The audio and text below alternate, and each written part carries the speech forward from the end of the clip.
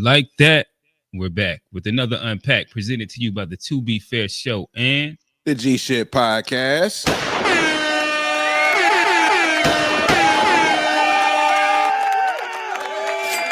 doesn't matter how you feel. All right, so we're back with another good one. Y'all see the title? You understand what we're going to get into? Bring up the kind of conversation of I don't know how cultural influence, political influence. Right now, is Black America losing relevance? Is it losing power on the big stage? This then brings up some of those conversations about soft power. Is immigration impacting us? Is stagnation impacting us? Is voter empathy impacting us? A lot of things to unpack today, but of course, before we do that, we have a fire panel. Guys, I'm gonna allow y'all to introduce yourselves. To my right, our guy G. What's going on, brother? What's good, everybody? It's G, host of the G Shit Podcast, where we focus on family, friends, finances, freedom, and our future, and fuck everything else. Check it out wherever you get your pods. Just search GSHPOD. Hi. All right. And beside him, 1/3 of the To Be Fair Show, the host of the To Be Fair Show, Johnny P. Talk to him. What's going on, fellas? What's going on? Glad to be back. Got another good one lined up for him before we get started. Tell everybody tap into the chat, hit like, subscribe, and we got another good conversation. I'm ready for it. All right. So what would be the To Be Fair Show without a couple icebreakers? And I guess a good space to start it off would be the talk of the 35 and ups this week, or I guess since maybe Friday or so.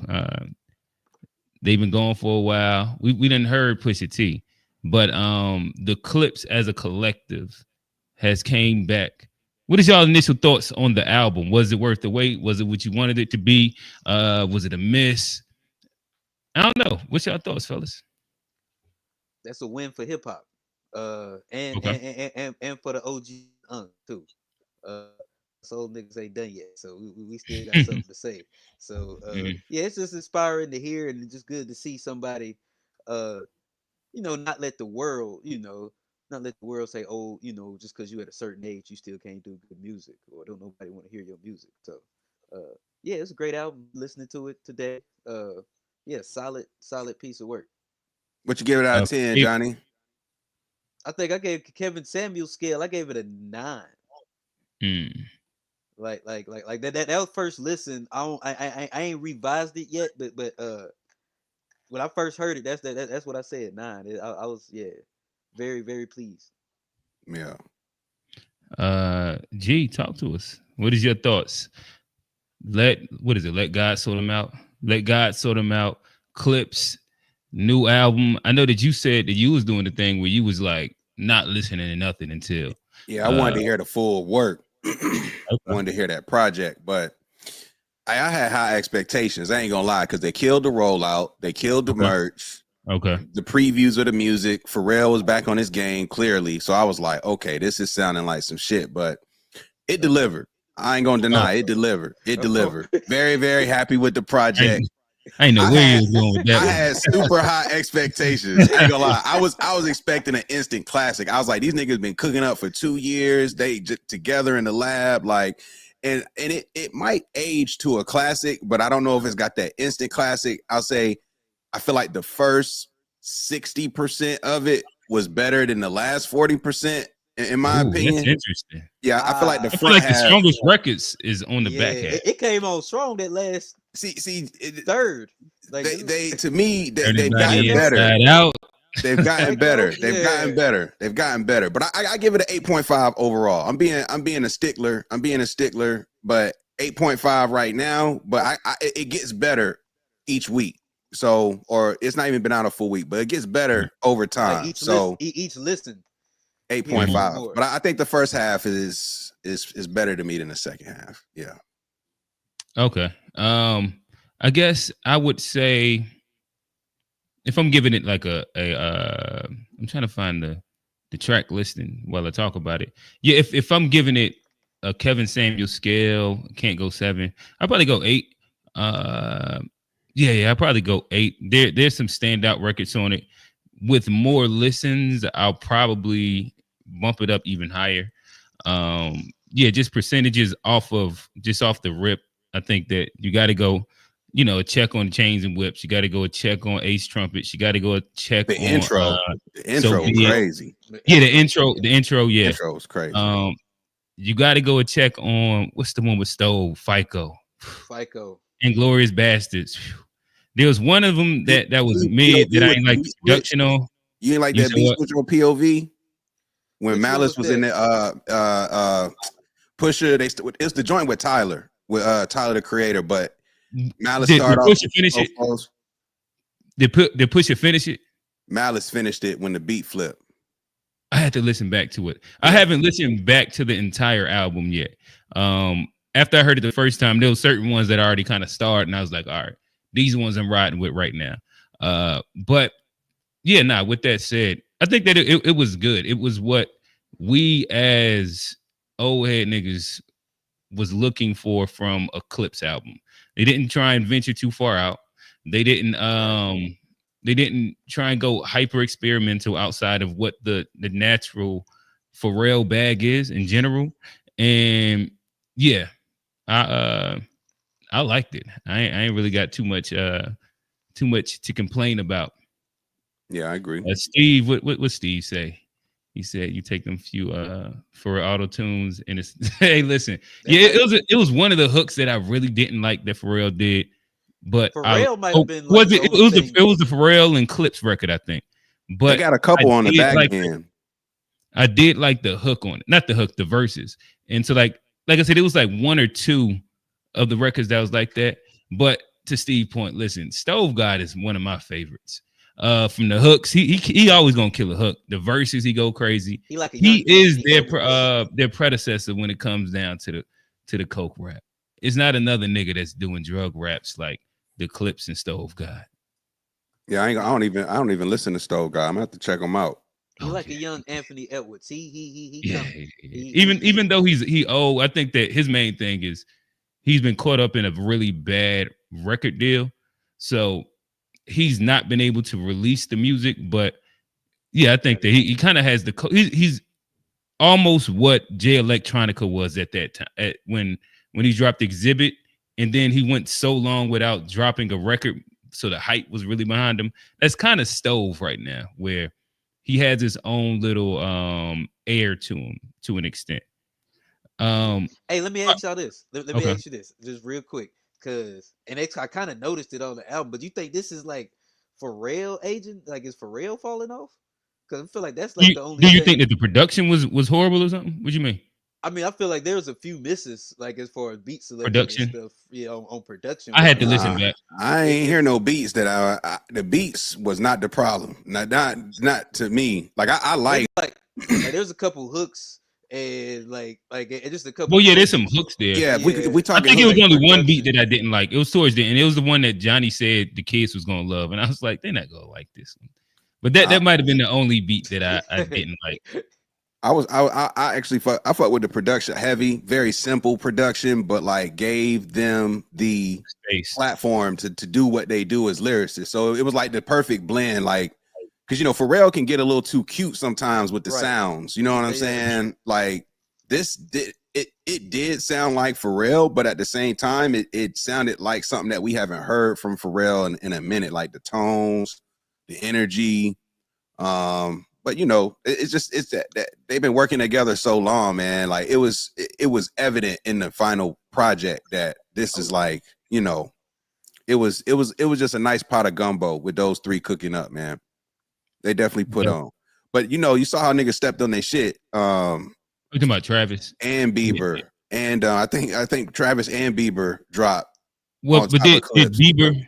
Bieber didn't really have like a reason to step on it. It was just like his role. Hey, Bieber a Drake dude, or am I off on that? I'm saying, but I don't know a Drake Bieber connection. Bieber ain't stepping on Pusha T like and Clips, because like that's a different demographic. Like I don't think the niggas. Yeah, I kind of agree. Like listen to the Clips. I think Travis was definitely intentional. No, with Yeah, their now Travis, rollout, yeah. they wanted to go number one, and Travis dropping essentially just squashed them having a number one record. Now you put in all this work, all this rollout, merch, and everything. Granted, their product is top notch. It's gonna impact the culture.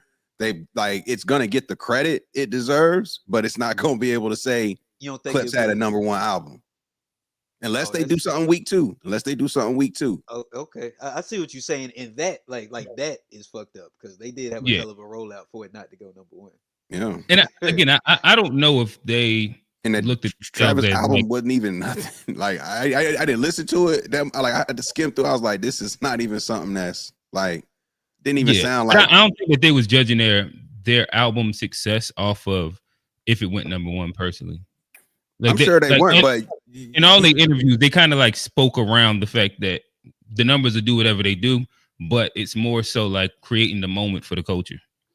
I get it, but the you moment want comes that with one. number one. You and, want I that know, one. of course, like the I think rollout everybody is like- would love a number one, You but want that one. like, I don't think that like I'll put it like this: like there was a time where in rap, especially like the rise of academics, if you didn't sell over 200K and if you didn't go number one, the album was a flop, and like it was looked down upon the artists. I think the Clips are so much of a legacy act, and like they've made sure that they made it to where like they're not putting, like they didn't try and have a radio single. They didn't try all the tricks and gimmicks that would push the numbers. They didn't make this big appeal. They didn't try and release the Kendrick record early to get the streams in advance. Like there's a lot of tricks they could have done if they were actually attempting to go number one that I didn't see them do, to where it doesn't feel like that was like that. Like, of course, everybody would love it, but I don't think it really mattered inside the grand scheme of the things to them. I think the critical acclaim would mean a lot more. I could see that. But it's just the rollout. Like, and when I see like, because It's a masterclass. like, we can't hear you, G. But they put a lot into it. Oh no, and I feel like if you put that much into the rollout, there's a certain expectation because you don't see people go and do it like that. I think because it's refreshing to see. He doing magazine. They did Tiny Desk. They reintroduced themselves as a group, like in Yeah, a very creative, dope way. You know what I'm saying? that's So work. Like that's work. Yeah. That's not like, because it ain't like Travis rolled out of bed and hit enter. He hit the button, but they went and probably put weeks and weeks into it. And so I think that number one is something that's expected. Or should yeah, I don't know. Like I don't know Clips to ever have, like Pusha T to ever have been a number one artist. Clips to ever have been like I'm a not number saying one ever, group. but with a rollout like this, I'm Yeah. saying master class. I think that's the. I mean, they just did what a classic rollout would be. They went like they did the thing. Like again, like I just think that it was more so a master class of like hip hop culture. And if they made it number one, it was cool. But they didn't come out like 50 will make sure that niggas he knew, like, I'm going for number one. Like there's a bunch of artists that will come out and make this statement, I'm going for number one, and that they're hinging the thing on. To me, I think that like I said, I think that the cultural moment, the cultural impact, and then the critical acclaim was heavier than like the need for number one. But obviously, like I said, the number one would have been amazing, would have been nice. And then they didn't have the label backing. I guess that would be the other thing. Like they don't have the push. They are with Rock Nation though. They are with Rock Nation. That's a distribution deal with Rock Nation. But so they don't have the money behind them. So like if Rock Nation is basically the label now though. Like yeah, but if Rock Nation isn't getting any of the profits from the what's like the pub and shit like that, like they got a favorable deal for themselves inside that. There's not really incentive for Rock Nation to like overly push the button when they're not going to profit from it like explicitly, especially long run. Or I mean, I don't know the contract, but I don't know if that's correct. I think Rock, they went to Rock Nation and cut a deal to partner on the record. So yeah, for the distribution, but they didn't give up no publishing.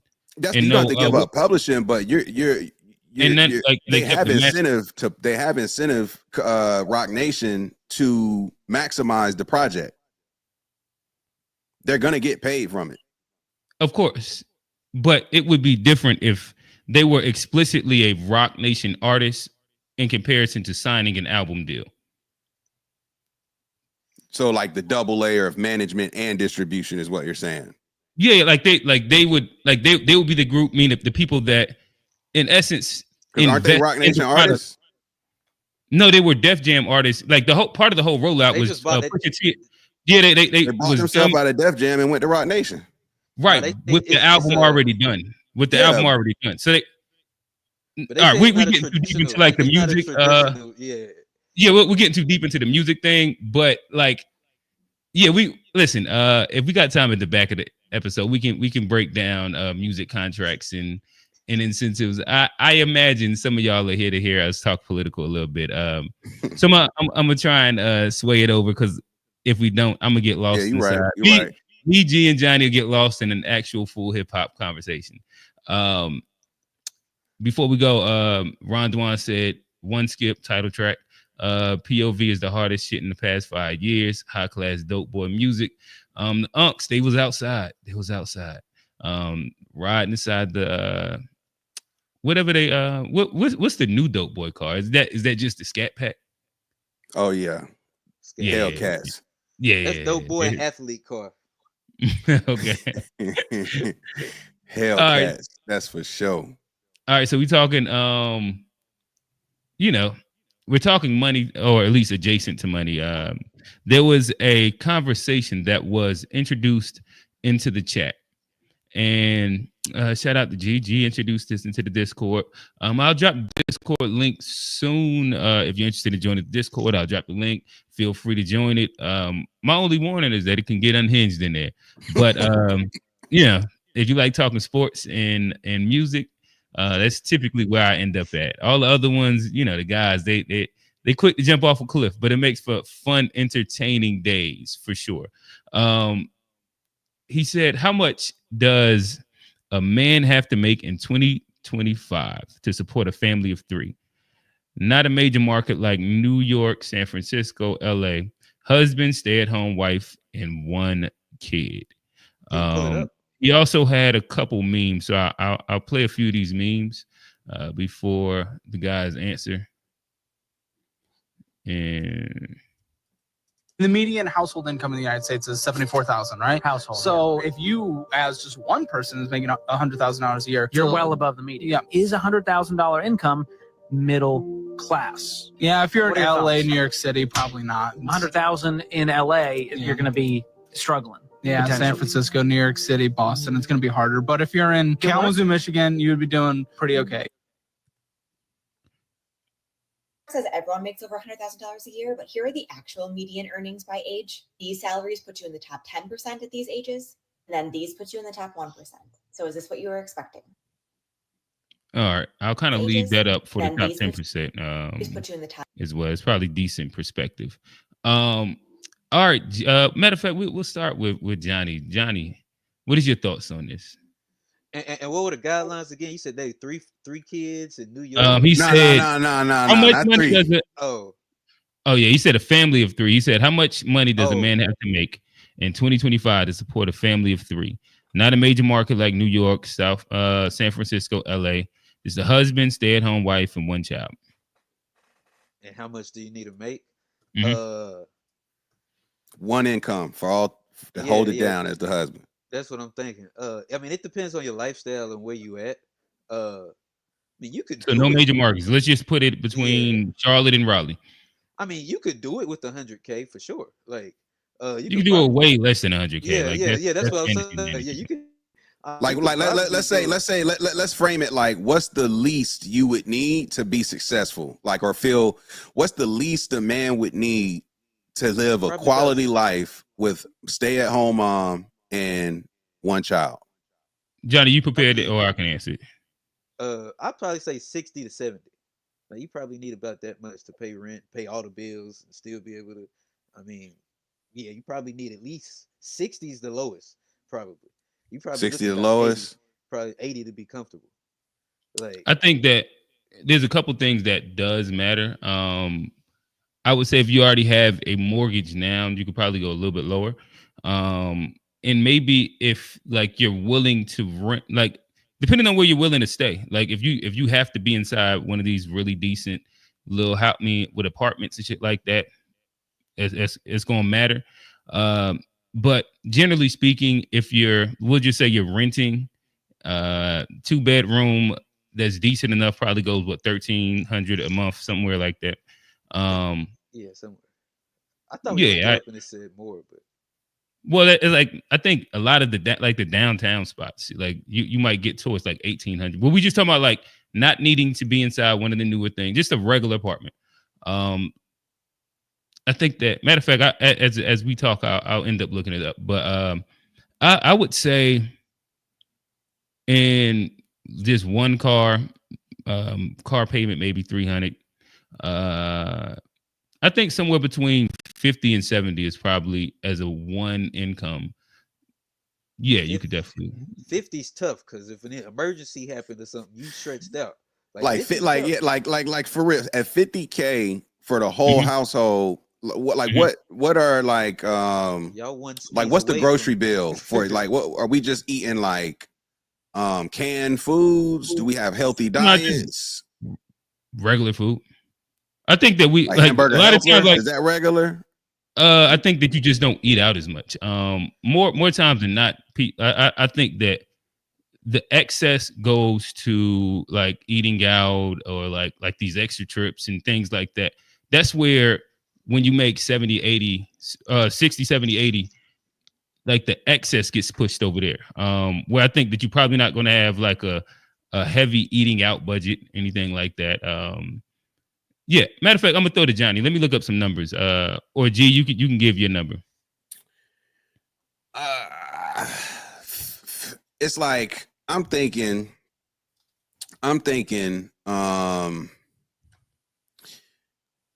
When I say, so I'm thinking comfortably, right? So I feel like if you wanted to, so if I speak to it to like levels, I think if it's just bare bones, meaning I have to use all of my resources and I don't have money to like put in retirement, I don't really have money to save, create like an emergency fund. I'm literally like check to check, and if I miss a day on that check, it could be bad news type of deal, right? Like I feel like if you are in the triangle, for example, and you're adding like way more variables to it than your initial. Because I'm saying, well, what's the minimum to get by? Because I think about realistically, if you're making that much money, like if you're not gonna be able to save anything. So it's like, is that the scenario that like right? But you see how like saying like being able to put up and save and is different than the minimum to get by.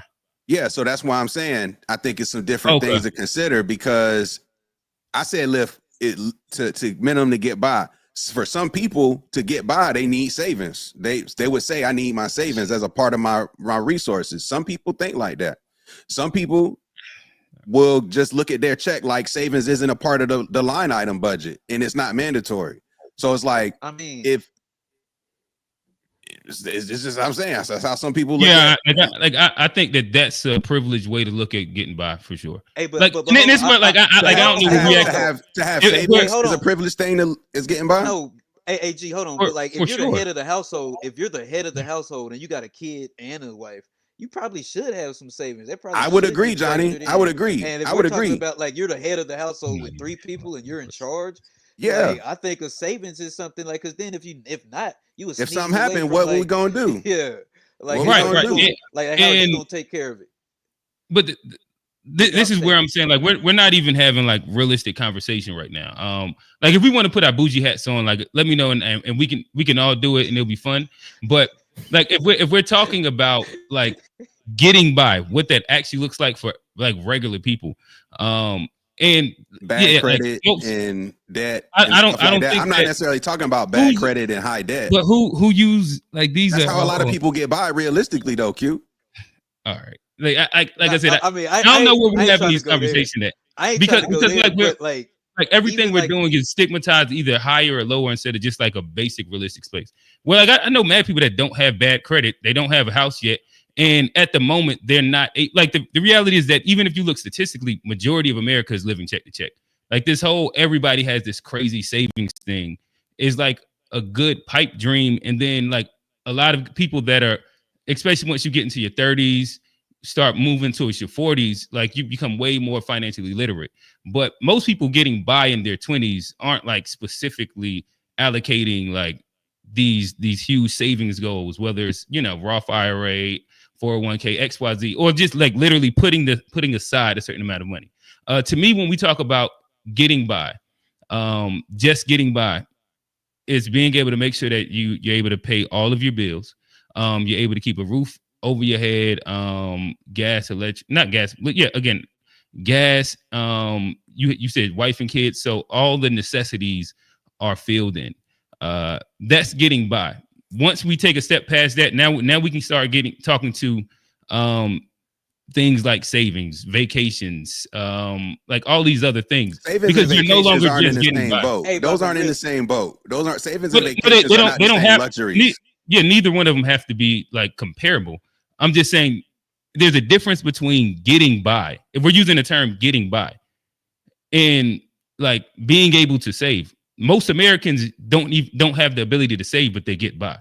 So that's what I'm saying. Like I don't understand how like that would be. But do you understand how that happens? It's not a It's most times non-bougie because way. they have debt. They take out things on credit like that. That tends But I'm to not be why talking they make about up the difference. But I'm saying, but most But I'm not Americans telling aren't in anybody- a traditional relationship like this. If you're the man taking care of stuff, I imagine you would want to have some savings. Like if your wife's not working, and like, Everybody would want to. I don't know anybody that wouldn't want to have savings. I don't understand what that statement like means. I'm saying, but like normally if like Most people living 50K, like sole your wife providers would don't make enough money to keep savings. But I'm saying, but your Like, your I wife could, like, if we're talking about 50K and trying to take care of a wife and a kid, Mhm. why couldn't she just go work instead of like? All right, but trying to now do you're everything? turning the situation. But if you're gonna make that, you should probably have savings to where you can take care of things. Like that's all I'm saying. Like there has to be some kind of nest egg. Okay. Like you, if you say getting by is paying all your bills, then if you're check to check and your goal is to get by, then I don't think anybody's goal is to get by. I'm saying for the scenario, the goal is to get by. Like you said, that means paying all your bills, having food on the table. And so what I'm saying is, if paying all your bills and having food on the table is a qualifier for what we mean by getting by, how can you confidently do that with a wife and kid at home if you don't have any type of savings? I'm just curious. Like, or that means to me you would have to be using credit, going into debt. Do you disagree? I completely, because the setup means that you don't have to go into debt or take out credit. If we're talking about the minimum to where you pay all your bills and are able to pay all your bills, and you don't need any credit. If we're talking about the minimal to get by, that, in my opinion, would mean that we're talking about all your bills being able to be paid. That's what getting by means to me. So like I don't see where like the need for credit outside of if you want to live past your means at that moment. Because to get by, because all right, if you're check to check and something happens and you miss a check, you got to get that bread because the bills don't stop. Is that fair? Say it again. If you're check to check and you miss a check or a check is lower, the bills don't change because of your circumstances. So so you're gonna have to make that up somehow. You're gonna have to have the ability to make it up. Or something, or people just gonna go hungry or without, right? But in theory, if we're using every check and just getting by, I can't afford to like lose some of this. So how would I then make that up? Like aside from just starving, sacrificing, just like that's what I'm saying. Like is that getting by then if I'm missing meals? Like are we just eating like every other day? Yeah, like, I don't think that getting by would be like missing meals. I would imagine inside like proper budget allocation that there will be things that if money is tighter that you would be able to shrink and be a little bit more conservative with. I think that a lot of people, whether if you're just planning out a family budget, typically speaking anyway, I know like the way that I plan out a budget, like we have like money that's put aside for like eating out, money that's just purely for groceries, money that's for like date night and shit like that. If money was to hypothetically get tight, there's certain things that you can squeeze, in which now this month you might not be doing this auxiliary thing, but like everything that's a necessity still gets done. To me, like that's typically what like proper budgeting would mean. And of course, if you're getting by, that means that maybe your eat out budget is way different. Maybe like your grocery budget is way different. Again, before we get we ain't even got to like introduce the idea of like government assistance or anything, but yeah, like I said, and you're saying in Charlotte you could do that off of 50. Let me look and see exactly. All right, so it looks like 50K per 50. All right, so I'm gonna say I'm just asking. No, I'm gonna say yes because of close, real close. No, but the thing is like and this is where, like I said, I think that sometimes we have like conversations from like more of an elitist perspective where there's so many people in Charlotte whose household income is barely scraping like 60K between two people working jobs, and they're making this shit happen. There's plenty of people explicitly in Charlotte that are getting by with more than 2 kids, making 50 and under, and that's where like I don't really understand. They get assistance though. Do you know if they get assistance? I should ask. There's a lot of people that get by do receive assistance. And there's a lot of people that don't. If generally speaking, if you're making 50K, 60K, you're not getting government assistance. It's all based off of taxable income.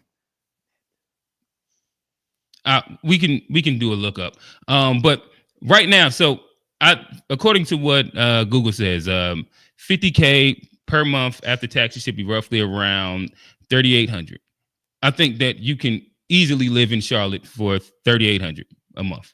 1,300 for what is it? 1,300 for rent. You round up your utilities for like another 500. That puts you at what? Was that 13 plus 5 is 1,800. Add 300 on a car bill or something like that. Or really, you're not going to, like, if you're at that space, you're probably just driving like a regular car without a payment. And matter of fact, we'll put the car payment in there. The average car payment nowadays is about $600. Just based. I just got a car last May, and my car payment's about 300.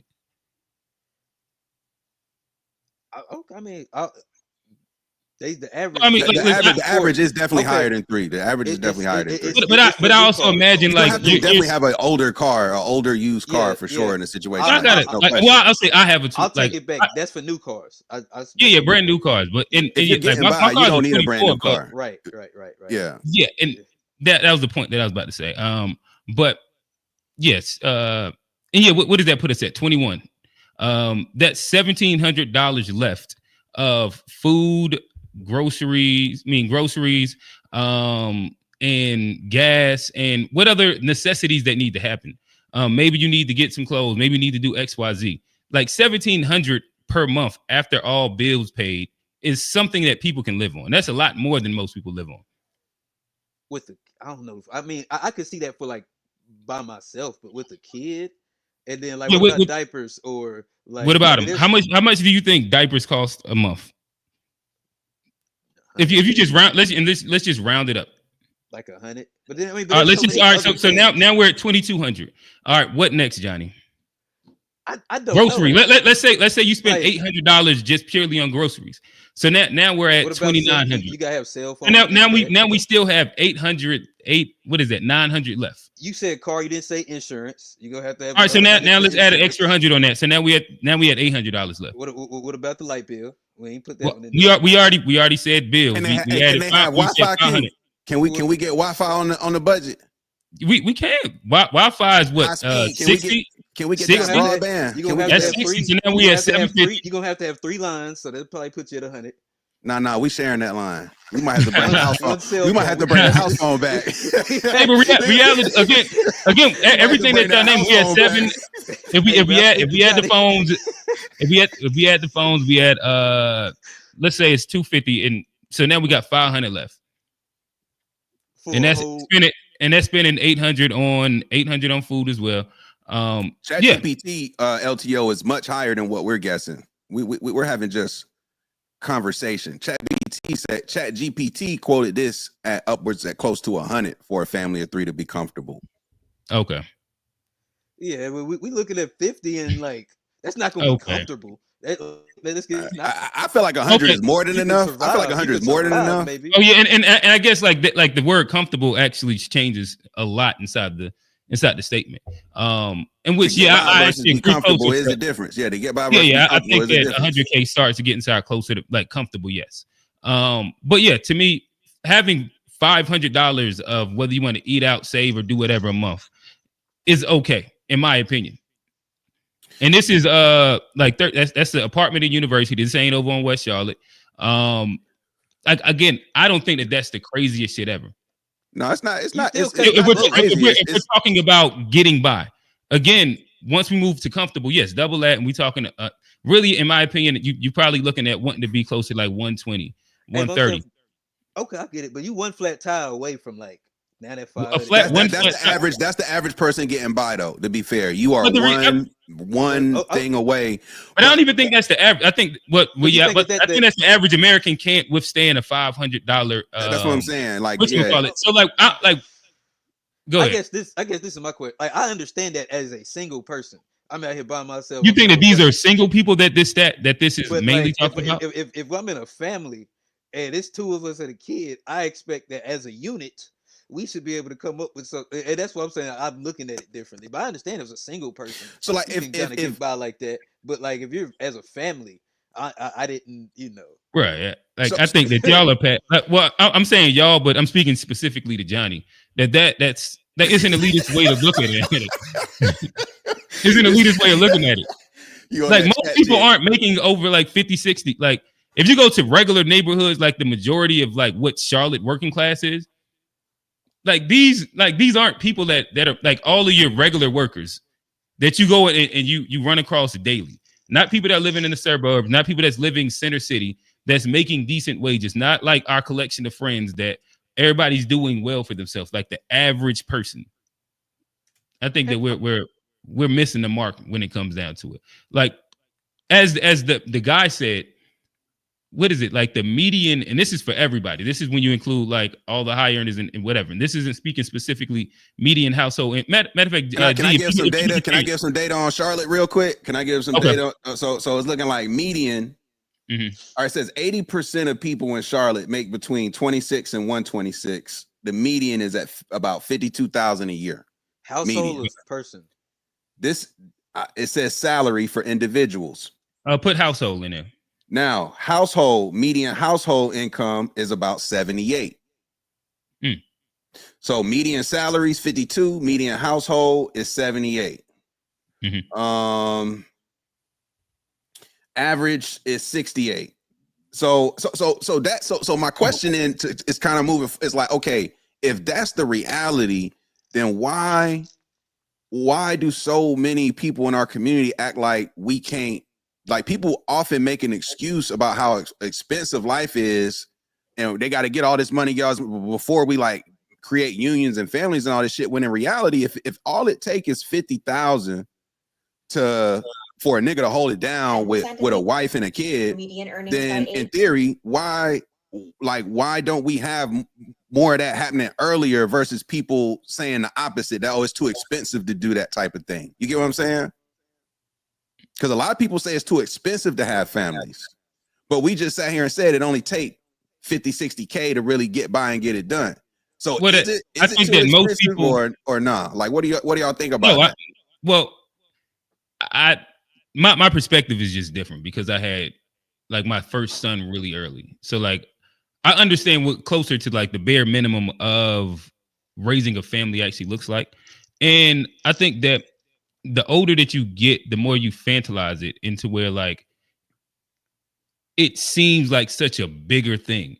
So like a lot of the people that I know inside their 30s and 40s that are having kids later, they think that the bare minimum and like the planning and all this shit to have a kid is so much grander than what it actually is. In comparison, like once you're like walking through, you be like, okay, I completely overplanned. Like you fuck around and have a closet full of diapers, a closet full of wipes, a closet full of clothes that you never ever use because you never got to that point. And like you overshoot the shot for it. And like I think that's more so the thing is that we're having kids later, so we build it up to be a bigger thing because of I don't know, what is it, lifestyle creep maybe.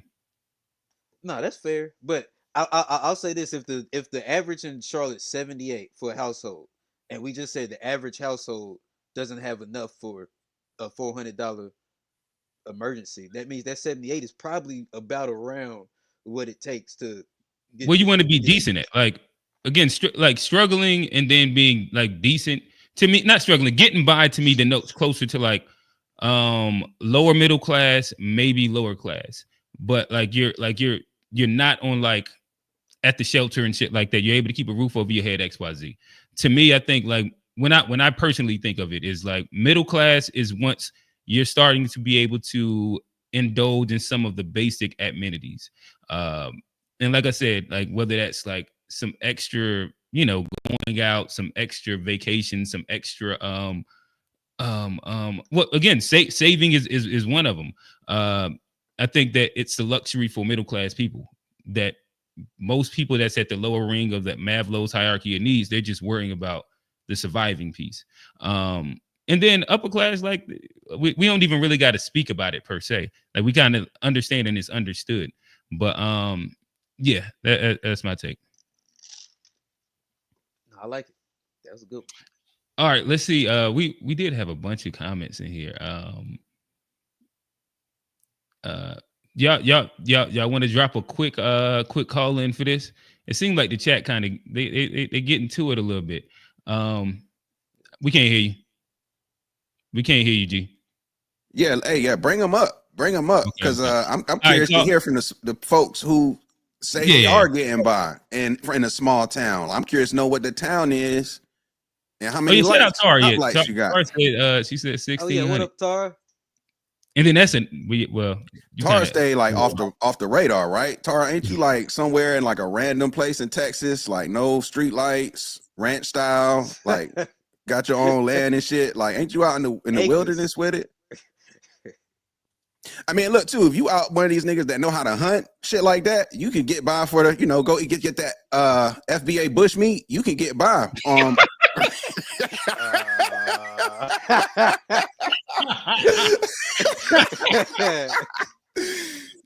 Go get that. Listen, you just threw out the bat signal. I ain't gonna lie. Oh, they coming for us. Oh no. Man. All right. I just threw the call in there. Hey, Ron, give y'all a quick second to comment, Johnny. Oh, no, I was gonna say, hey, Ron, old cars are definitely high maintenance costs too. Like they be more expensive. That's true. Than new cars sometimes. Like, and if you just getting by with an old car, motherfucker, like, burning tank of gas, whole thing of oil get burnt every week. You in there filling that AC, motherfucker up. Man, new tires, like it comes back to back when you get an old car. Niggas ain't getting new tires when you got an older car. You paying 45 one at a time. Be like, hold up, which one? 45 for the used. 50 for the used. All day. Oh man. Hey, don't do that. Hey, listen, I remember struggling before, like actually getting in a decent spot. Listen, I know them little cheat codes, boy. You replace them one at a time, and you gotta have your tire spot. I remember when it used to be 25 for the used, but you got to make sure you really check it. Then that moved up to 35. Inflation hit, is 50 for the used. Like, it's probably about the game is the game. And you gotta have you a mechanic that's gonna reset that check engine light when you need it. You know what I'm saying? Like, I just need to reset it and I'll bring it back. We can get it passed. Come on now, make it happen. Shit, just pull that fuse out, bro. You got in reality, you gotta have a mechanic in general, because you ain't going to the dealership. Middle class luxury is going to the dealership to get your shit fixed. Yeah. Niggas going to the mechanic with the cigarette hanging out his mouth, and he low key guessing. And he gonna try to holler at your mama too. Well, I don't know why you take your mama with you. All right, we got our first call in. We got our second call in. All right, so we got two of them. I'll let Ron Dwan. He got his camera on. I'll bring him up to the stage. Ron Dwan, what's going on, brother? What up, man? What's happening, gentlemen? What's good? I think we got to do some math, right? You know what I'm saying? Like before even having this conversation responsibly. 50K, like you asking a lot for somebody to, you know, be able to hold down a household off of it. You have no room to breathe at all. And I think that the confusion is between comfortable and getting by. Getting by does not include savings, you know what I'm saying, at all. Like, you know, that's just not even a thing. Most people in the urban community don't have savings. That's a luxury item. And you're also asking a lot of a relationship for somebody to go through that struggle of. That's why I was asking you, like, put an age on that. Like, if you're 22, 23, 24, that might work.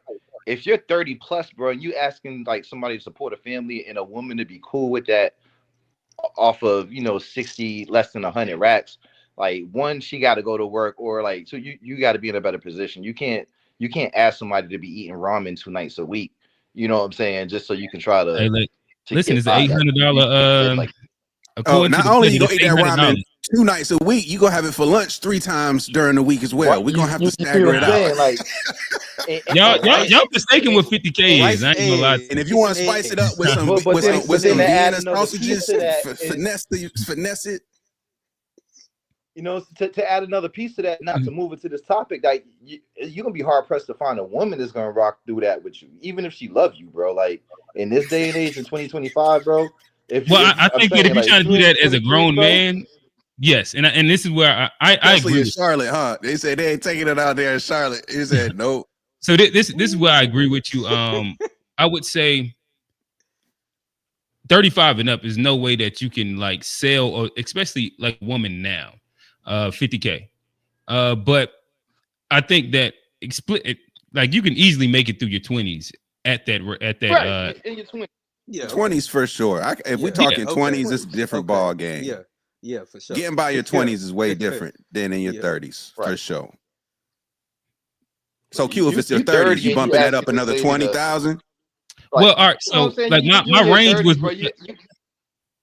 You asking your lady to not have no type of clothes and never be able to go out for dates or drinks, or like you asking a lot of a relationship to want to try to go through that at that. I also imagine that when, indeed, like this is your question, but I also imagine when you're saying get by, you're not saying that in the sense of like this is where you're looking to sustain it. Like this is what you need to survive at that moment. I wasn't necessarily saying at a moment. I'm saying like live. Like this is the lifestyle we live. And we get by, which like you said, a lot of people, that is the life they live. You know what I'm saying? Like it's check to check. It is what it is. They work hard as shit and they doing what they can to survive. Like, and that's what it is. If you're a guy that's making 50K and you have a stay-at-home wife for an extended period of time, eventually you just got to go get a job. Like that's just like the basic reality of it. But I think that especially if you're in your 20s and or like certain people just are more used to certain situations. Like I know people that are cool with hood living and like that's their comfort zone. And like that's just what it's gonna be hood spot, the hood spot, and they love it. Yeah. And like that 50K stretch like a motherfucker there. And like that's just the facts of it. Whether like but nonetheless, like I know a lot of people that make less than 50K and they be figuring shit out and be doing all right. That's the best I can say. Man, they getting food stamps, bro. Housing. That's what I'm for the food. Like if you ain't getting food stamps, listen, if you around the way, you know somebody that got it for the half. It's simple as that. You pay them $50 to give you that $100 food stamp EBT card. You run it up real quick, give back. Like the game is the game. We do got LTO. I'm gonna bring LTO up here. Tar, you got to hop out the comments and hop in real quick. You got some interesting commentary. LTO, what's going on? Talk to her about a budget. Can you hear me? Yeah. Okay. So my husband doesn't make, well, Okay, we're probably around like maybe 70 right now, but that's because I'm going to school and only working like a couple days a week. But we agreed on that when I started going to school. But like we have a kid, we have a 9-year-old, and it's like, okay, she has soccer.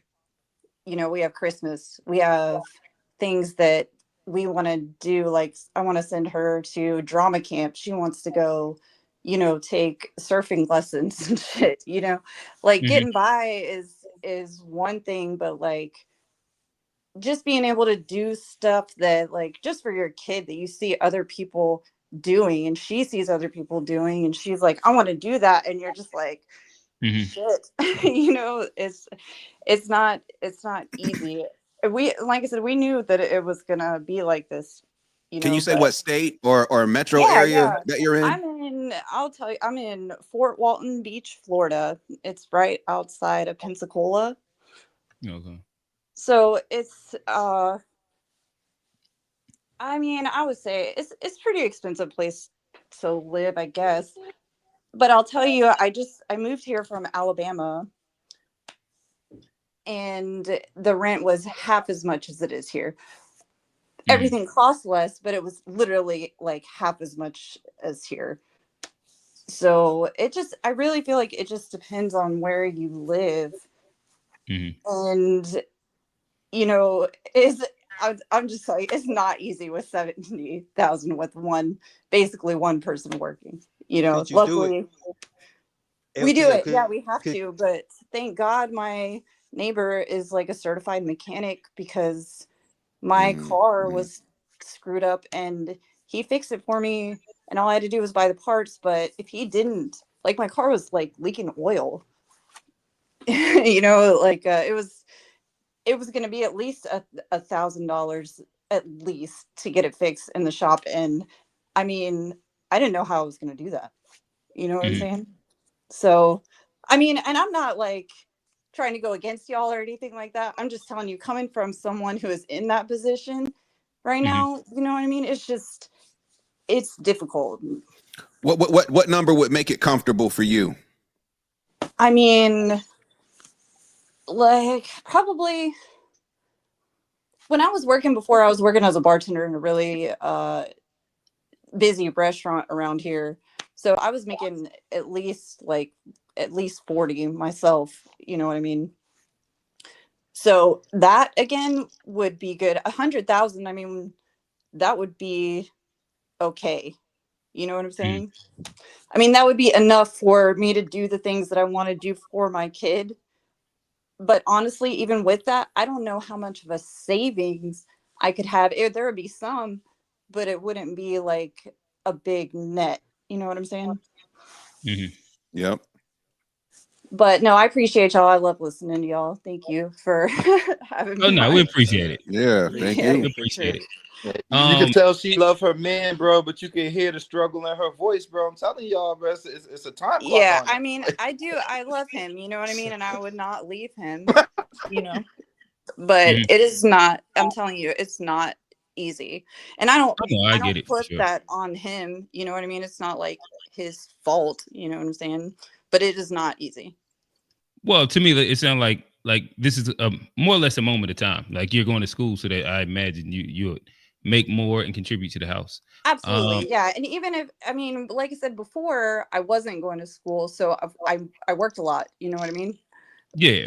So Um, it is just like a moment in time, but I guess if I was 10 years young, you know what I mean? Like y'all were talking about in your 20s, you know what I'm saying? I'm not in my 20s anymore. no, I get it. I get it for sure. And yeah, and that's why a piece of what I said, like I gave the range. I said between 50 to 70 would be getting by, and that's depending on like your specific lifestyle. To me, when I say 50, that's like if you don't have like high lifestyle creep, where like you need XYZ, your kid needs XYZ, again, I'm saying XYZ overly, too much, but y'all kind of get the point of what I'm saying. 70K to an extent also can be depending on your lifestyle, like really just getting by. You And can like I you can understand that as well. you can do it, but like, I mean, I do stuff like I buy groceries from Target. Like you can get a 6-pack of chicken drumsticks and a pack of broccoli for like $7.63. And I do that all the time. You know what I mean?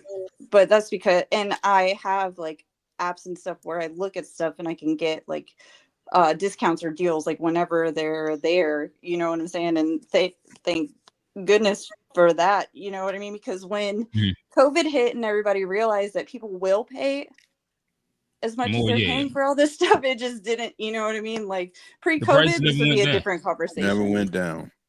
Yeah. They say it takes what $100,000 was before COVID. You need like 124,000 now.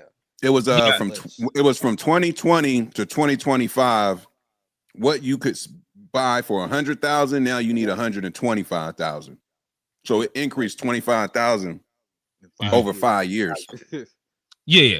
And to me, like you can feel like, I think comfortable, generally speaking, the minimal is probably around 120, 125. Inside like the Charlotte area. Like if you just want to make sure that you have all the things and you have a little bit of money to put aside for the XYZ, I think that's 120, whether that's one person working, two people working, however you can figure it out.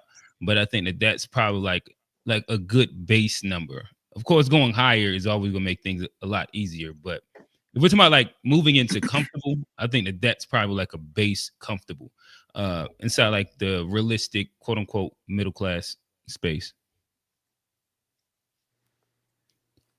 All right, sound like we unpacked this one, fellas and ladies. I'm gonna take y'all to the backstage. We're gonna hop into a little bit more of these political conversations for a little bit. Maybe we'll do another quick call in a second. But shout out Ron Dwan, shout out LTO for giving their piece on it. Johnny, you had your hand up. We're gonna get Tara up here one day. I was saluting. One day. She said she got some chickens out there. My dog Steve said Bitcoin fixes this. This is true. Yes, Bitcoin running. Shout out Ethereum. I'm waiting for that last little push so I can cash out and get out of there. Me too. But like the market is looking decent right now. Yeah, you a Ethereum bull too. I forgot about that. But nevertheless, fellas, there has been a lot to unpack when it comes down to Trump, Epstein, Elon over the past 2 weeks that we've missed. It started with a bit of the Elon saying, hey, I'm starting a new party. This big, beautiful bill is bullshit.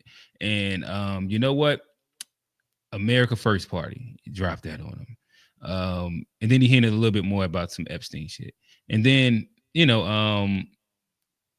if you go back a month earlier, there was the big bomb where he said, hey, you know what? An Epstein list ain't come out. Trump's on the list. Fast forward now, what are we, about a week ago? They have the whole press conference and they drop the big news on the Epstein list, which is interrupted by Trump saying, hey, y'all guys still worried about this whole Epstein thing? I thought we was done with this. And then the lady said, you know what? It wasn't a list. There was no list. It was just a bunch of child PDF files, and he just downloaded them on his computer. And the jail, they're missing a minute of footage just off the strength that it's an old program. And Trump then goes on his socials, and he's kind of been inside a bit of a fit of rage. I have a quick update on where we're at now, and from there, I love to get. I know I heard a little bit of Johnny's take last week on the To Be Fair show, but G, your stance on some of this Epstein stuff. So I'll play Trump's latest his latest take, I guess you would say, on Epstein, the followers, if it exists, if it's a Democratic plant, if it's Obama's fault. It could be a bunch of things. So I'm gonna push play.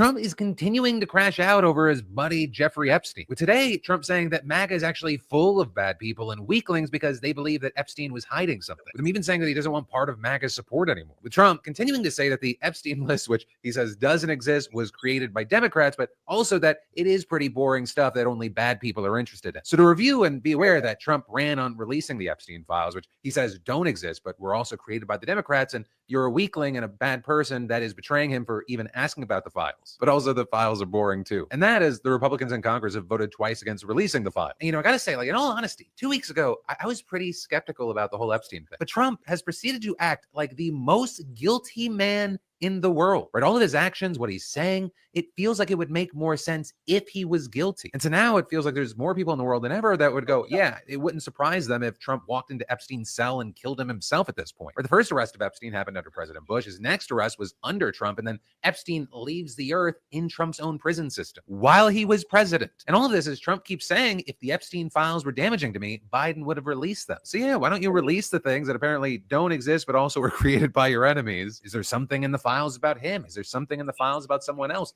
Is he protecting someone? Is he getting blackmailed? All while Epstein said that Donald Trump was his best friend and there are a million photos of them together. But hey, for now, stay in the loop, especially if you're someone.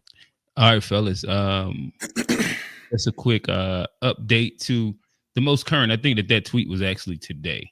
Thoughts? Start with you, G. Man, Trump was on that island grabbing pussies like bowling balls, man. That nigga Trump was down there going crazy. And I'm telling you straight up. So the only reason why this is an issue is because Trump is doing what he does. He mentioned in his election that he was going to release this list. He said that. And he said that Attorney General as well. He grabbed as a bunch of people who ran on that. Yeah. Then once he won, they said the list was under review. So he said it was on the desk, if I'm not mistaken. And now this shit don't exist. So it's just like Trump doing what Trump does, man. Like, we knew this was going to happen. They also had a press release that they gave to a bunch of influencers that said the Epstein files, and they all took pictures with it. Yeah. It's ridiculous. It's ridiculous. Like, we knew that Trump was not going to do a lot of the things he said when he was running on the campaign. I was never a pro-Trump supporter, but I really it's interesting to see now. It's interesting to start to see the civil war starting to take place in the party, because some people are acknowledging, nah, this ain't what we thought we were getting. But those fools are stupid to have had that thought in the first place that these things will actually get executed. So, we'll see what else he takes his word back on. But it's just Trump being Trump, man. We know the list exists. We know he was on that island. Yeah, telling what atrocities took place with Trump on that island with who knows who. All right. So a part of that, it sounds like, so do you think that Trump is on the list, he's protecting somebody, or it's pressure from the deep state not to do it? Yes, and yes. Okay. All right. I guess if we continue along this, do you think that Epstein, this is a big part of the conspiracy, do you think that he is a part of foreign intelligence agency? I think Mossad is often thrown out. The Israeli joint, right? Yeah. It's very much possible. I think Ghislaine Maxwell, according to the quote unquote conspiracies, Ghislaine Maxwell's dad was a decorated part of Mossad. He also died in a boating accident the week that Epstein got caught or something like that. Like, it was very interesting timing. He mysteriously died off a boat. But yeah, nonetheless, Johnny, I guess I'll move to you. I'll ask this, and this will kind of branch itself off into a bigger conversation. Is this the biggest MAGA split yet? So there's been a couple different fracturings that have happened. There was the immigrant fracturing when you had what's his name, Vivek Ramaswamy, and it was a little bit of Elon in there when it was like, now we need them H-1B/2Bs or whatever it was called, and that American culture is bad or some shit like that. So they gave him a boot, and a little bit of his immigrant followings they kind of left with him. Then what was the next big one? You had the Trump and Elon. the big split that happened with Trump and the big beautiful bill and Elon, where they split for a second and got back a little bit, and then Trump passed that. He passed the bill, and Elon went crazy, right? So that itself was its own big split, and you started seeing some splintering happening. Now you have a lot of prominent MAGA voices. They have kind of came out and spoken against it. People that had kind of been like MAGA from like 2016, old MAGA, they're hyper against this Epstein thing, and it seems to kind of have left us at a very interesting space when it comes down to the Epstein list, not Epstein list, but MAGA, and what MAGA is going to look like for the Republican Party. So I guess I'll start off by saying, is this the biggest MAGA split yet, and what does it mean for the Republican Party with the primaries coming up? Yeah, I think this is I don't know necessarily like on principle if this is the biggest. I think this is pretty severe, but it's like a ACL. You tear it once, you get it fixed, go out there again, tear it again. It's a little weaker, tear the third time. So I think the more and more it fractures, they can come back and really become more divided or united. So I think when it comes to the primaries, I don't know I think the next primary we'll see a way bigger push for third party. I don't know if the America First will get it. I don't know, what, but I think the natural. You talking about next year we're going to see a big third party push? I think for the next election cycle, like moving into like what would you consider a big push? Like what would that actually look like when you say like bigger than what the Green Party's done, bigger than what the Libertarians have done? I think like a Ross Perot, like 10% of the vote, maybe. That would be like could go to one single independent party. Yeah, but I think that would be a big progress, and I think that would be some progress. That would be extremely. That would be huge. Yeah, that'd be monumental for sure. But if somebody could do that, then 4 years after that, you have momentum. But I think that should be like the biggest push. Like right now, if there's a splinter, and you're saying that you think that in 4 years that a third party will win. That's what Elon's talking about. Like he's literally like setting it up. Like he's. Like, I know that's what he. All right, so you believe in America Party? Okay, I guess that'd be a good place for us to go to. So it sounds like you think, generally speaking, that this is a bad look for the Republican Party, and that Elon Musk, he has introduced America First, the third party. You think that this would be a viable option and something that the American people will actually believe in? I don't know anything about it yet to say whether I believe but right now I've always been a proponent of a third party. I think we've always been in a space as the American public, American society, that we've needed it for a long time. I think he has the money to where he has like probably the best chance. He's already been so I think he has a good shot to do it. He has the infrastructure around him. But I don't know what he was saying. When you say the infrastructure around him, what do you mean? He's like the richest man in the world. Like he got like the bad, and he's already. Oh, I think you're talking about like a political infrastructure. You just talking about being rich. Yeah, just being rich. Like, but he's right now he's been in government and been appointed. So I think he's starting to lure people away from Trump. I think he's being strategic about how he's going. But I don't know if he'll do it. But I'm saying right now he's on that. Well, he's talking about doing it. I guess if I was to throw my opinion, I think that would be I think America First, led and sponsored by Elon, is a crash and burn mission. I think that Elon is possibly one of the most like egotistical.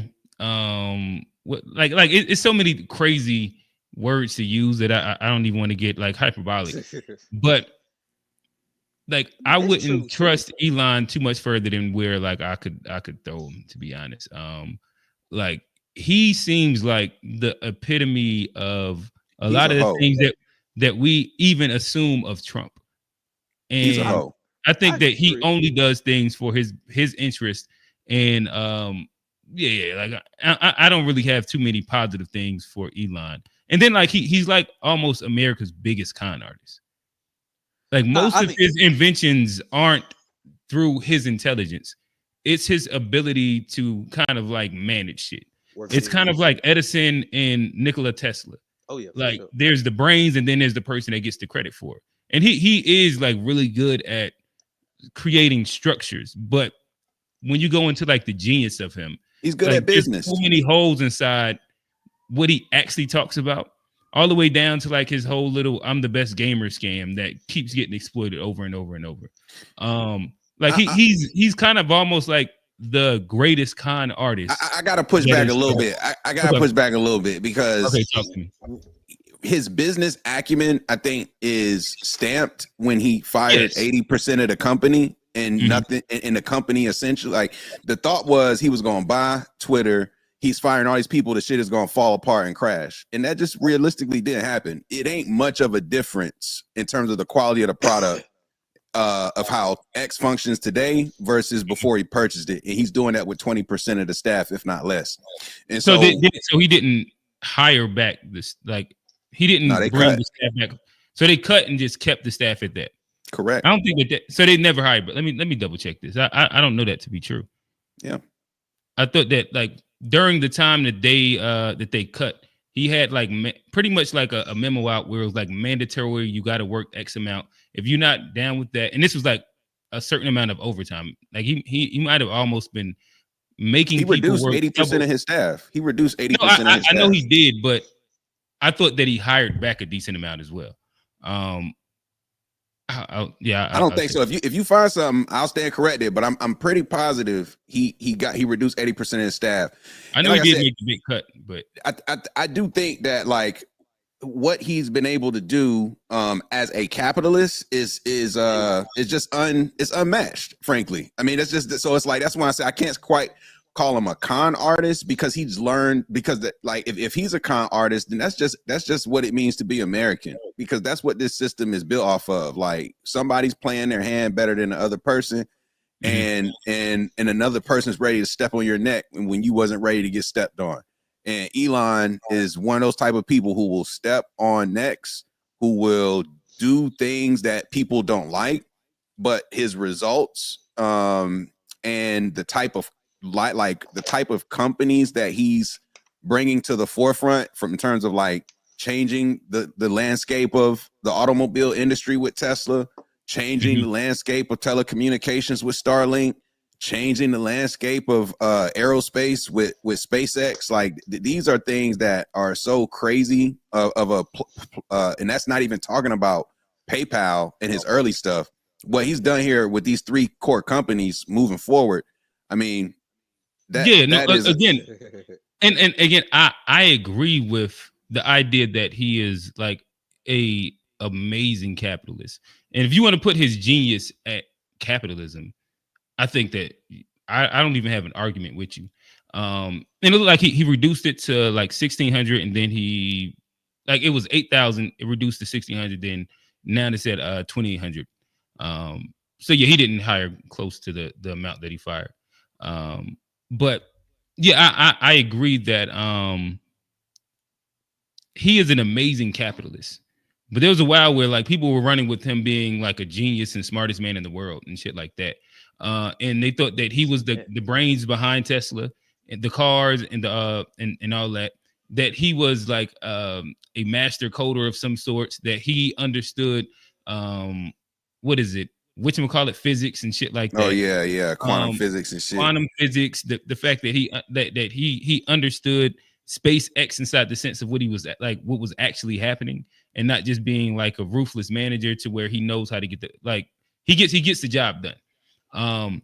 And yeah, like I just denounce the fact that he's like this genius, and even when I hear him talk, it's hard for me to find the genius in it. But I think from what he did with X, the original X, the website, PayPal, how he flipped that into, I forget what he flipped it into, but like what he's done as a capitalist has been amazing. He's the richest man in the world, so it's hard not to say that.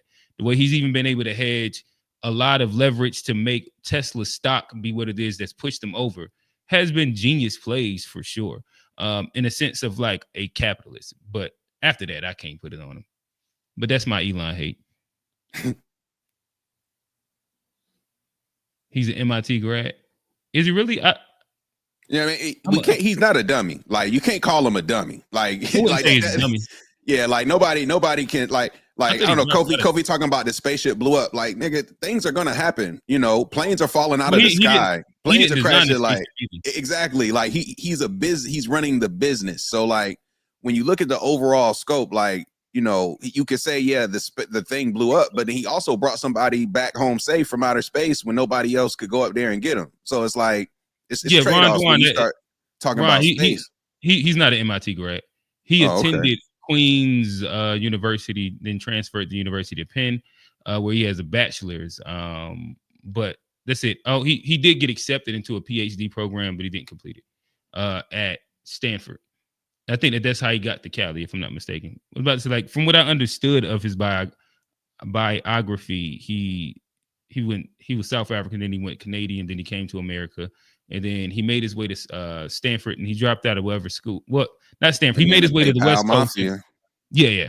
UPenn is Ivy League. UPenn is Ivy League for sure. Yeah.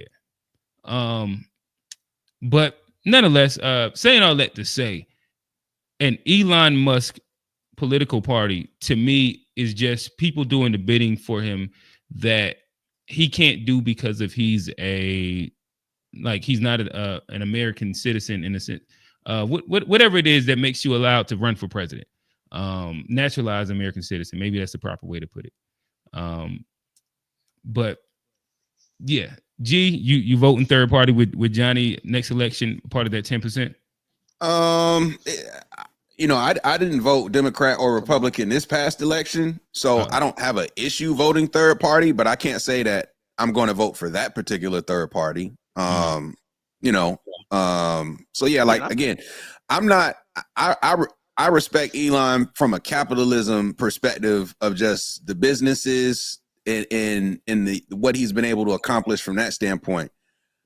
I'm not an Elon politics guy. Like, I'm not an Elon. I'm not a fan of him as a person. Like, yeah, I'm not with his antics, his opinions, like his social, like, I mean, I'm not a big fan of him personally, and I think he's very hypocritical. He's a hoe. He's a liar. He'll do anything. Like, that's why he's so successful as a capitalist. Remember I said I had a bunch of hyperbolic statements? G just running them down now. No, but he really is a hoe. Like, he'll sleep with anything, anybody. Like, if it's gonna get him if it's gonna get him what he's trying to get, like, he will do it, man. So, you know, and I wouldn't seek his leadership politically, and just because he created a party or was backing a party. Mm-hmm. And I wasn't trying to endorse the America First Party. I was just endorsing third parties in general, which I've been doing for a long time. Like I said, you got to see how it's gonna work. But yeah, I'm not the biggest Elon fan, and everything y'all said I agree with, and so I have my doubts too. But a third party would be what we need in America. I think what we need for sure. Shout out Bit of Medicine. I think for sure a third party is what we need. I would also say that I've been a third party voter maybe the past 3 years. I mean, not 3 years, 3 cycles. But thinking that a third party will get 10% is hyper wishful thinking, in my opinion. Yeah, I don't even know. I think Ross Perot, when he ran as an independent, they say that's the reason why Clinton won the election, because he pulled so many votes from Bush. But I think Ross Perot got close to 10% in that election, if I'm not mistaken. Mm-hmm. But we haven't seen anything since Ross Perot even come close to moving the needle like that. Yeah, I'm trying to look it up. It says he got. I'm trying to look it up. Come on, listen, AI, they ran me the wrong thing, so I'm gonna keep it moving. I put a typo in. But yeah, nonetheless, what does this Epstein debacle mean for the not third party, but for the Republicans? He got 8.4% of the popular vote. Okay, yeah, and that was 96. Amazing. Yeah, amazing. Like, if a third party gets 10%, they become the most powerful party in America, because they hold the leverage to swing the actual election. They say no, but look, in 1992, he got 18% of the vote. His shit actually dropped in 96. In 92, he got 18% of the vote. Of the really? Yeah, that Ross Perot was a beast. We can do it. Everybody act like we can't Ross do it. Ross Perot had 18.9% of the vote in 1992, and he ran as an independent. It says the strongest third party performance in history. And so, like, it's possible. We was alive. Like, it's not like, so why we can't do it again? But he wasn't a party though. He was independent. That's also kind of the thing too. You're voting for an independent, not somebody affiliated with a party. Damn, that is crazy. Hold on. Okay, so he I'm ran quiet. not independent party, but just the independent. I don't think independent is a party unless Johnny crazy. Unless somebody correct me. I might have been wrong this whole time. Hold on. I don't know. I don't know. If independent got a party, man. I don't know. Oh, shit. I don't know. Oh, Yeah, no. Ross Perot was super rich. That's another thing. But you know, the super rich like Bloomberg has tried, and he'll never come close to. I ain't pay attention during that part of history class. So.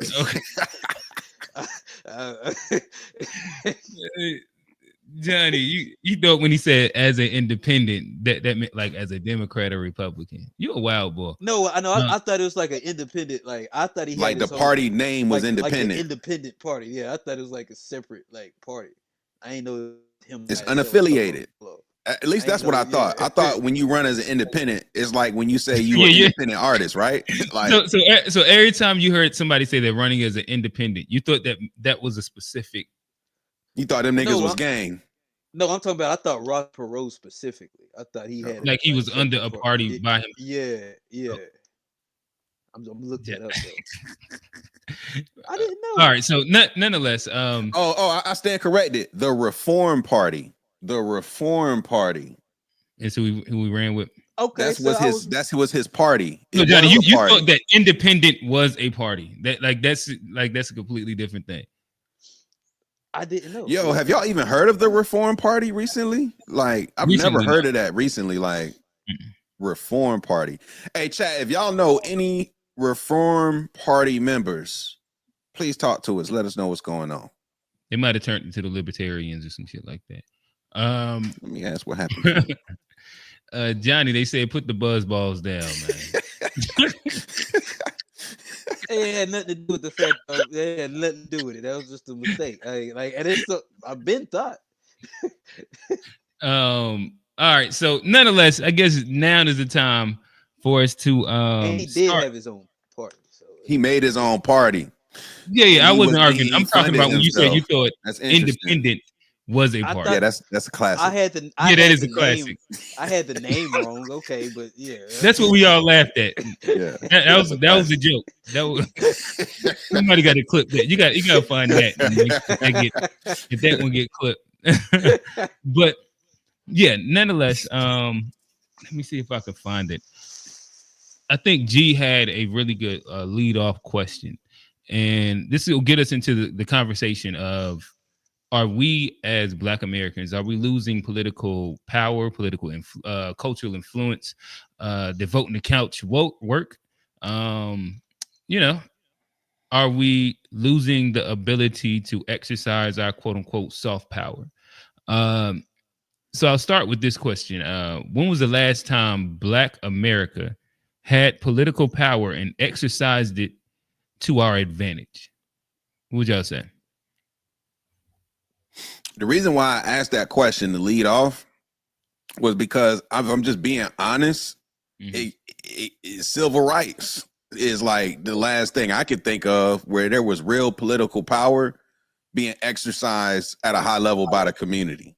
Now, I could be wrong and missing something, but that's why I wanted to ask the question, like, has it been that long since we as a people have really galvanized the community and leveraged the political equity to make something happen for the community? I don't know. Johnny? I mean, when you say power, like, what do you really mean? Because, like, I don't know, we had power then because it was still people that, like, influenced the election. Even in the 60s, it was the Teamsters that had all the power. Well, do you think that the civil rights came as a byproduct of Black people exercising their political power?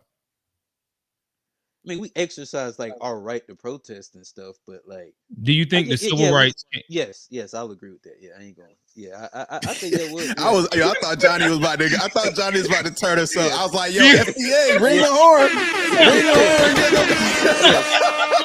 Go get him. I was about to ring the horn. Get the FDA. Johnny getting close to wanting to jump off the ledge tonight. I can see it. Like Johnny want to be a contrarian tonight. I can see it. He just trying to figure out his spot. He trying to find his spot. Go ahead, Johnny. Turn us up. I mean, but I think they were still. Why was it? Go ahead. Niggas ain't have no power in the civil rights. Who did it then, Johnny? I ain't saying we ain't have no power, but it's gonna say like that wasn't an example of black people exercising their political. Yes, that was an example. Yes. Okay. Would you say that there's been something since then? I can't think of anything right off top. No, I can't think. But my point when I was making when I say political power is like we weren't in office back then. Like it wasn't people in the office that were making the change. Like we were like protesting that we were stuff out there, but like we didn't make the change. They did the change. We put pressure on them to make the change, but they actually made the change. I think if you go back, well, that's wouldn't that be wouldn't that be exercising your political power?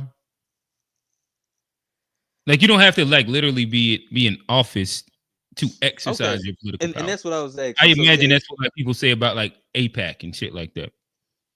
And I imagine like so you're talking about that was the last time. But the last time we were actually in office and creating, I'd go back to Reconstruction.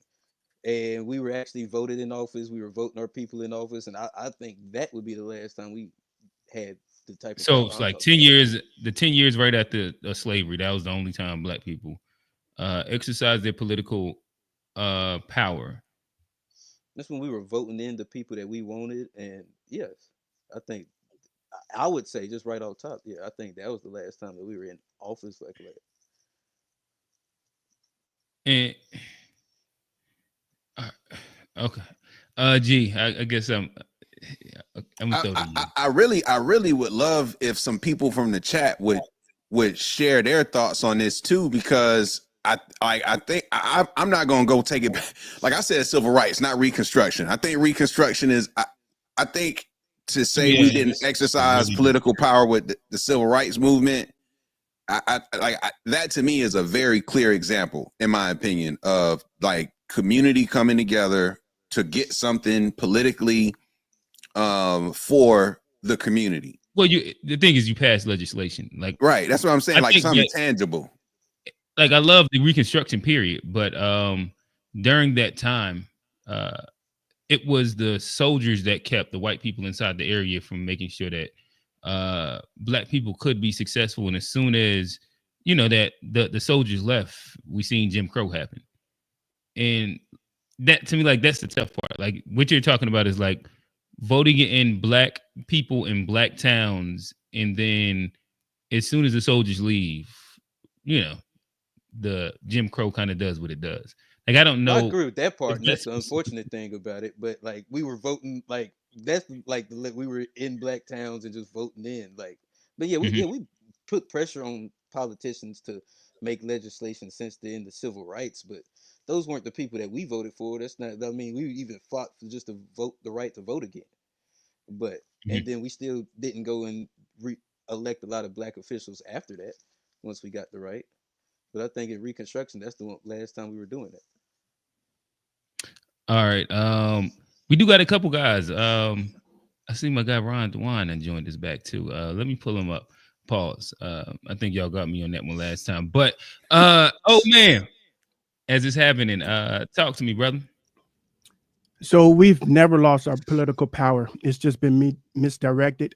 And I was just pulling up. We got it tonight. Okay. And it's been taken over by other people. So the people who were ahead of our so-called political soft power, I don't believe it's soft power. It's the real power. Culture is power, is the United States power.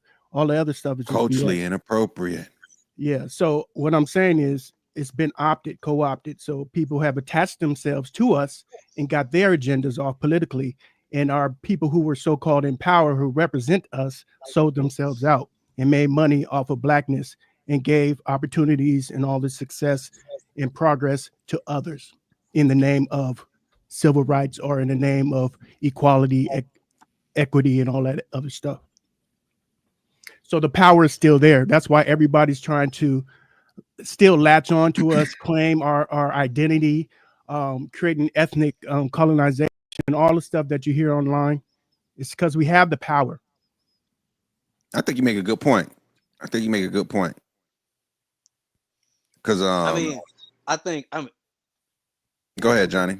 No, I'll let you. Yeah, I'll let Ron. I think I agree with the fact that like the way that you framed it was in that, because I was thinking of like, okay, if there was like a time where we came together to do something, it wasn't directly for our community. We were getting used by the Democrats typically to do something to benefit their party versus actually benefit our community.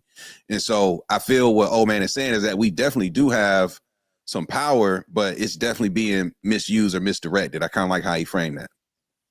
Right, but so your I don't know if that answers the question though. If your question was, when was the last time Black America had political power and exercised it to our advantage? Yeah, that's true. He dodged the question, but I did like the way he framed the like where the power sits. You are correct. That's a good catch, Q. So I'll answer it. We still have the power, but we're not benefiting off of it. So when was the last time we did something with the power to help the community? Now, when you say community, you talking about actual like quote unquote foundational Black Americans, or are you talking about just Black people? You tell me, oh man. So if we're just talking about Black people overall, I would say South Africa. But I think we're framing it specifically in America. Yeah. This is like and specifically that's the type talking of about power America. we don't have here because they voted that man into the presidency and he changed. Yeah, but the influence that we had that's not what we do here in America. Okay, so you're talking about here. That's what I'm saying. So you're talking about we're talking about. Oh, I thought you was talking about like a immigrant conversation. Okay, yeah, definitely domestically. Yeah, I was talking about internationally. Domestically, I think you're right. I think you civil rights. That was it. And it's not because like we just stopped. It's because they killed our leaders. So it's like if you kill the people who are in charge, and then you got the subordinates that take over and claim that they're leaders, and they just out for money. That's what killed it. Got you. Ron Dwan. Then I'm gonna throw to Johnny. And then we got to host some other fellas up here. Oh, we going up tonight. Yeah. Man. I hate to jump back on, man. But listen, we gotta be honest, man. We don't have power like we think we do. We have popularity, right? And that's the difference. Like culture is popularity. We don't have power. We're 13% of the population. We don't really have the will to we can't enforce our will on the dominant society, right? So we kind of gotta. That's first, like, you know what I mean? We can talk around, we gotta make ourselves feel good. We don't got power nowhere on this earth, not in Africa. That's why everybody's raping us for minerals, all of that, right? So, but to get to your question, exactly when we exercised it, I wasn't a super big proponent of BLM, but I think we did have some type of show of force. It might not have been to the level of the civil rights, right? Getting certain stuff done, but we did get like attention at least brought to the police violence against Black men and just other issues we were dealing with. Outside of that, it probably was a little bit of legislation. Huh? Oh, no, I'm not talking about legislation like specifics. I'm saying it definitely wasn't the civil rights, but it was some type. I know, I get you. What I'm saying is that, like the George Floyd Policing Act, there's a couple things that did get passed that one could say, no matter how we all feel about the organization / movement, on a smaller scale, or like the idea of Black, that might be something that can be thrown in the running. Oh no, I was handing it back off to you. Oh, I lost you for a second. Oh, okay. Oh, well, I guess kind of to piggyback on what Ron was saying, as far as like, I agree, like as far as the power thing, because old man brought up like South Africa, and you think what they went through when apartheid ended. They started the ANC. They put Nelson Mandela as the president. They had Truth and Reconciliation, and it was so much that they got as far as like reparations, or not even reparations, but there's so much they had a true transition of power. And now a lot of their politicians are still Black. They still have the ANC in their politics. Where after civil rights, we left that with no leader. We left that almost with no. We weren't in political power. We didn't have a political party. Or we gave up our political power. Represent that. So like but the last time we had that kind of power, that's why I said Reconstruction, because that's the last time we were actually doing it. Or you can maybe go to Tulsa, Durham, and some of those spots where we had these black cities that were economic powerhouses. But like as far as like true power, but right now we're talking about like we're framing it in the sense of political. I think that once we get into like economics and different things like that, we can loosely tie other scenarios and situations. But real quick, let's hear from we gave up our power with integration, man. Right, when we integrated, we gave up our power. Right, we didn't have anything. We'll keep building. We're gonna bring in Steve and then Kofi. Steve, talk to us, brother. Hey, yo, what's good? What's going on? Hey, let me get one of them buzz balls with the perk 30 and Johnny be sipping. Cause golly. No, I gotta get. I mean, I just say work it out, but I know what I'm saying. Hey, so I do have a contrarian take on this. I actually do think black people hold the most political weight in the United States of America, because whoever we choose to vote for or not vote for wins. And I think people get caught up on the raw numbers of black folks, but it's really more about where black people are located. So you can go all the way back to Obama. Trump won this time, right? Right. But in 2016. But it's not so much about winning it. It's about the reduction or the turnout of black voters in said election.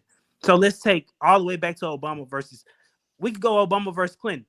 Obama only wins versus Clinton because black folks overwhelmingly go for Obama. You can go Biden in his win against Trump. The reason why Biden wins against Trump is because black people come out more than what they came out for Clinton when she ran against Trump. You can go Harris against Trump. The only difference is the turnout in the black voters from it's the. It's not true.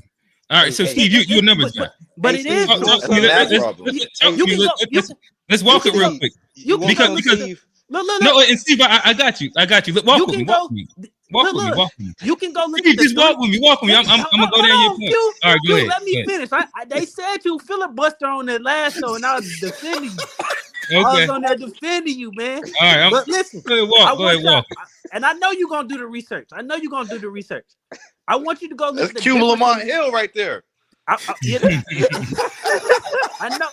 I know Q gonna go to do the research, but you go look at the state of Pennsylvania, you go look at the state of Michigan, and you go look at the state of Wisconsin, and you look at the reduction in the black vote from Biden to Harris, and that's the election.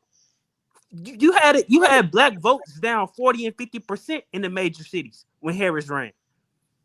So black people do have a political power. The way we choose to exercise it is just by either we show up for who we support or we don't show up for who we want to support. So I guess political power. I don't think that's political power. That is power, because you can literally choose if somebody win or they don't win. But Steve, if I just want to walk with you on some of the points that you was making really quickly. So like I get what you're saying, but I guess the stats that I've seen, and please send where I can find what you're saying at. Like, I know that the black vote stagnated. Like, there's been this big talk about like the black vote decreased and a lot of people just didn't vote. It just didn't continue growing at the rate that the black vote had been growing in previous years, in which like nationally it just stagnated. But one, like inside all of these elections that you're speaking about, there's, yes, black vote has waned and went like that, but along with the black vote, and if you're doing like raw numbers and percentages, the biggest decider of votes typically is white women. Like, that's the biggest demographic that swings and it dictates votes. Obama won the white women. That's why he won. Trump just won white women. That's why he won. Like, raw numbers and percentage wise, where white women kind of go to tends to be what wins the election. Percentage, like whatever that little 10% swing is, that ends up being the winner, in my opinion. I'm sure you got everybody to talk to me, brother. I do have I can't disagree and say white women don't have some impact on the election. I will give some credence to it. But once I get a chance to pull up all the numbers, okay, you will see that the real determining factor, even if white women go 55-45 one way, if black turnout is dropping, fluctuating, decreasing 45-50% between who they like and who they don't like that's power. It's just, but I get it. Can I give some numbers? Can I give some numbers just to give context? Black voters, approximate number of black voters over the past. Obama ran in what? So let's do 04 because that was before Obama. To show put it in the chat so I can pull it up on the screen. All right, bet. Shit, it's just a. Hold on, let me see. If it's gonna take too long, just talk through it. Because it's not. I think people get caught up on this raw total, but it's strategically just about where the black votes are. It's just because they're so concentrated in places like Detroit, Milwaukee, Philadelphia. Yeah, but then those votes just matter for like one pie of electoral votes. But those are the most crucial states. Like those are the states that literally decide you the election. So if you got the states that decide you the election, the swing this is literally the reason they call them the swing states.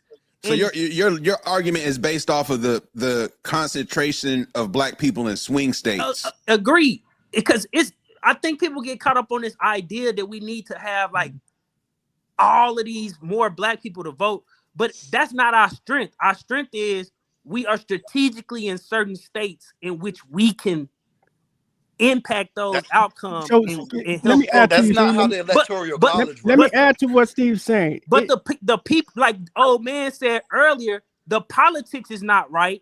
And so because the politics is not right, that power is not exercised, even though it's positioned in the correct places to be exercised. So I disagree that it's white women, because I think you guys are just going over total numbers. You got to look at percentages. Remember, they always talk about percentages. They don't talk about total numbers. So black women, white women's vote wouldn't mean nothing if they didn't have black women siding with them. So when you talk about black women, they vote as a group. So it's about the percentage. It's not about the number of overall black people that could vote or can't vote. Well, it's not an isolated thing. I think percentage and volume matters a lot. Where white women win is that like their volume makes up for their percentage. I think that like maybe sometimes it'd be like 45 to 65, but when you look at the totality of total white women that vote, like it's more than almost the entire black population in general. But that doesn't move you or me or any other man to vote because a white woman voted some way. Oh no, I'm not saying that. So the power is in the black people. So like. No, so we gotta be clear on what we mean by power. We gotta be clear on what we mean by power. Hey, can I hop in here real quick? Because I think we're missing the boat on what we say power. Because like in the power structure of America, the voter is at the bottom. Then you have the elected officials, and then it's this class above them that really run it, the corporatocracy. And I think we're talking about political power. We're talking about voting, but no matter who we vote for, these politicians get into office, and they answer to the people who was funding them, the lobbyists and stuff. And I think that's where the real power is. And we're caught up in worrying about, how much we can like change the voting and how much we can influence through voting. But I think through that money is where the real power is. But that would be an example. Other communities have lobbyists lobbying for their communities. Right. We don't. Like we don't so have saying that's an example of a lack of power. Don't have no power. That's what I've been saying. Yeah, that's an example of a lack of power. About voting, but that's the bottom rung of power. That's not I do push power. Back on this. That Asian hate bill got passed real quick. I do push back on this idea. That's not power, though. That we don't have lobbyists. The issue is that we just have lobbyists that do not care about the whole of black folk. So we ain't got them. We ain't got them then. So no. But you do though. Like, but that's part of. They need to be fired. We either got them or they just what we got is trash. But this phenomenon that you describing is not a phenomenon unique to African Americans. It's coming in the Jewish community. It's coming in the Native American community, and that's why they got the power. I can show you the research. Right. I can show you if you wanna hear about saying the Jewish community is wild. Hold on. If you wanna do the research on how an elite class of Jews scammed on the reparations, you can go read up on Norm Finkelstein. He one of the most known Jewish scholars in the United States. But that's not power. But this the point I'm making. Like these ideas that people have that like only like black people got this political class that's taking advantage of everybody else is actually a very common phenomenon. Even with y'all in North Carolina, there's a group of Native Americans who scammed a lot of the casino rights from the rest of the Native Americans in North Carolina. The Cherokees. So like this is a common phenomenon. Johnny was rolling them dice last night. Like this is a common phenomenon that we just try to act as like only that black folks got this misleadership class. Every group got a misleadership class. Every single last one. But all those groups have power as well. No, they don't. They misleadership class. What do our lobbyists does? They misleadership class has power. Right now, if you go say something about them Jewish people and see what happens to you. Say something about Asians and see what happens. But say that's not about power. A black person, nothing happens. That is power. There's No, nothing have y'all ever read the book Power versus Force? Y'all talking about force. If you are powerful, look, the sun is the most powerful thing, right? How are you going to block the light coming from the sun? You can't. So you have to implement systems. You have to create something to block that light from shining through. That's what white supremacy is. That's what all these, you want to say the Jewish people and all these other people that go against and prevent people from having liberty and freedoms. That is force. It's a formidable force, but it's not power. They're preventing people from achieving goals and to reaching their dreams and desires and freedoms and things like that. That's not power. That is force. So hold on. Oh, do we man, have the muscle to do the same if thing? we use your definition of power, then that would mean for black people to have political power, it would have to be so powerful that you have to create systems to block it because the light can't get through. Correct? Like if we using it one for one. We have the power. We just don't utilize our power.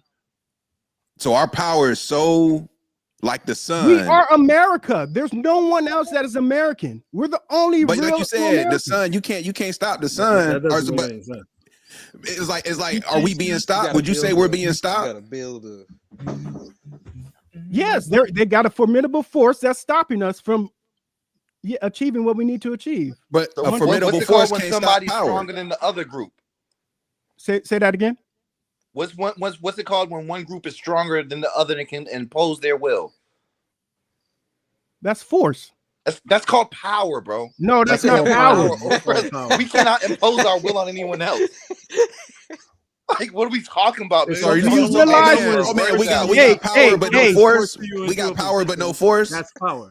We have power, yes, but no force. They have all the force. Word salad, bro. Whatever you want to call it, you should read the book. You'll understand. Maybe I'm not. That's great. But what about the point of the topic, though? Like we're talking about power. We're talking about power. Am I not talking about force? Power ain't in voting. All right, so nonetheless, I'm talking about the definition because you guys are confusing force with power, and that's not the same thing.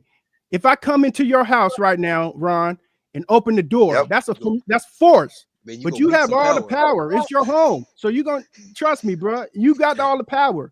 You can call the cops. It's a lot of things you can do to defend yourself. So nonetheless, I don't want us to kind of get inside like a stalemate of a conversation right here. It might get hyperbolic, but it might remain calm. Let's see how God Kofi's approach. What's going on, brother? What's going on, brother? Let's do you want me to I can re-ask the question. Yeah, please do. Please re-ask the question. Lord, my mouse ain't working. You remember what was the question I just asked? We went on like a tangent. Political power. I'm here now. When was the last time black people, Black America specifically, had political power and exercised it in our advantage? I'll say basically in two stages during Reconstruction, and the reason why I'm going to start with Reconstruction because after Black Americans fought the Civil War, Black people were in positions of power in government and in military, right? So after when they're trying to unify the state, so the Confederacy didn't want those Black people in those high positions, so those Black people were kicked out of those high positions that they literally fought for. The second time when we exercised power was in the Civil Rights era, and I think that's where pretty much everybody landed as far as the power that Black people had in America that they utilized.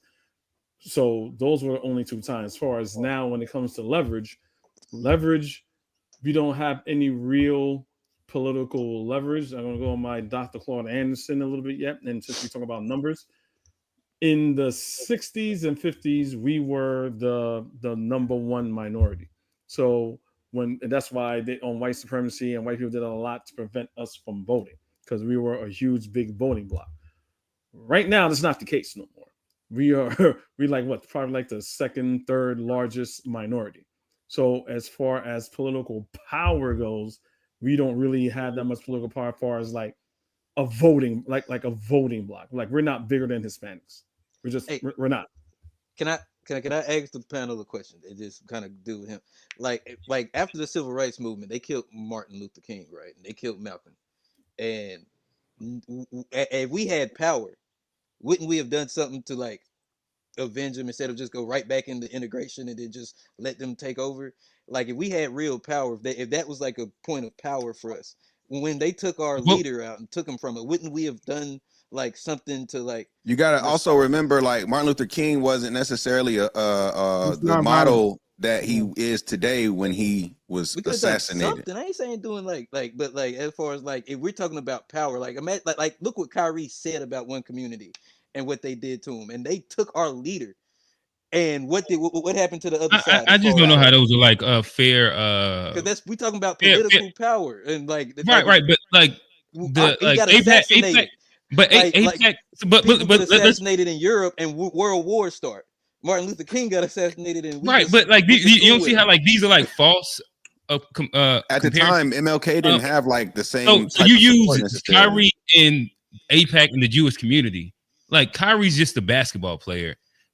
Like you wouldn't really compare like what the Jewish community did to him to what we could do to a government. Like that's an individual versus like the entire institution of America. And also, like I'm gonna throw to you, Steve. You use like foreign wars. You're talking about like a country assassinating another country's leader.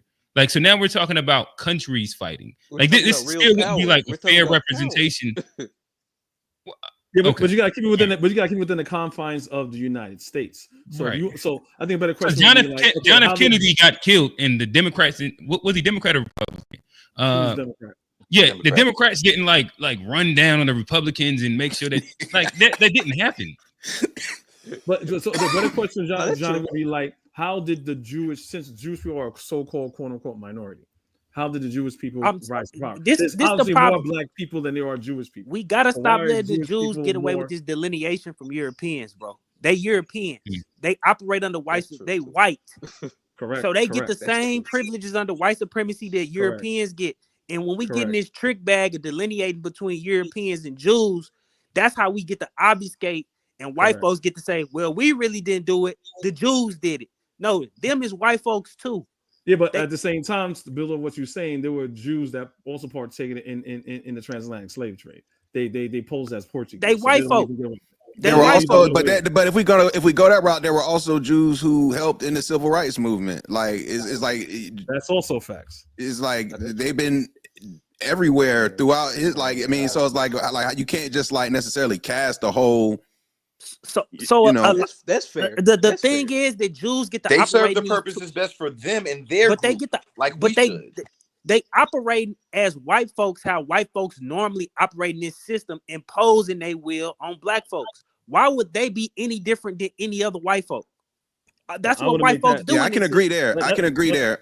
That's a blanket statement. I wouldn't say that, because you look at the history, like G said about Jews. I'm not talking about like we said, some white folks help black people too. Exactly. I'm talking about the overarching. I'm talking about the overarching narrative. The general narrative that we continuously hear is that this small cabal of Jewish people have this outsized source of power. But you only calling them small because you don't consider them Europeans. They are Europeans. The people who classify as Jews today descended from Eastern Europe in countries in which they was expelled from. Can I ask Steve? Can I ask you a question? Yeah, what's up? Who you think gives the Jews all their power? Who give Jews all their power? Yeah. If we want to, nobody now they got it. If we wanted to say that there was a delineation, and I can go down this route. Jews' power, or this cabal, or you hear people say it all the time about the state of Israel. The state of Israel power resides and comes from the American whites. If the American whites do not support the British too, don't forget the British. I disagree because they have nukes now. Think about this. Yeah, if the Western Johnny, whites, how did they get that? The British annexed the state. If the Western whites do not support Israel, they stole the nukes. They weren't supposed to get them. If the Western Europeans and Eastern European nations, Western European countries do not support Israel, Israel has zero power. Yeah, it's over. It's a wrap. People is in this trick bag and they are letting America off the hook by saying Israel is controlling America. No, it's America who's controlling Israel because we can cut off But what about the British? What about the British? What didn't they annex the land? Like what about the British? That was like in the beginning. The British annexed the land, but Israel done fought wars and they got nukes now. Like they have their own power. But that's all under. But that's all under. That's all under Europe the. and America. They're not. But all of those they wars didn't get them weapons from America. They got them on their own. Yes, they did. No, they didn't. Hey, can I ask you this also, Steve? All of the wars. Can I do a what if real quick? What if the Jews did not experience the Holocaust? Would they still have that power? No. They were powerful before that. Hold on. This is a good point. This is a good question. Oh man, the Balfour Declaration was already out there. Jews in Europe were the Zionist movement had already started. Listen. If Jews do not experience the Holocaust, because the pretense of the reason why there is a Holocaust, because we Europeans are trying to make a distinction that Jews are different, right? Exactly. Without the Holocaust, then that means that the distinction that Jews are somehow different is never made. And then by that narrative, they would just be. That's not true. That's not true. The Zionist movement, the Balfour Declaration. But hold up, but the stereotypes about the Jewish community, all that stuff existed well before the Holocaust. But even then, they lived in Europe. Pretty much. I'm not disagreeing that they didn't live in Europe, but they were also viewed as a different people than the average European. They had stereotypes. But up until that, the stereotype is that they had too much wealth from the start. Agreed. Exactly. But and that goes back to usury. Up until we get to the point of the Holocaust. Come on with the trope. How do you think? Think about this.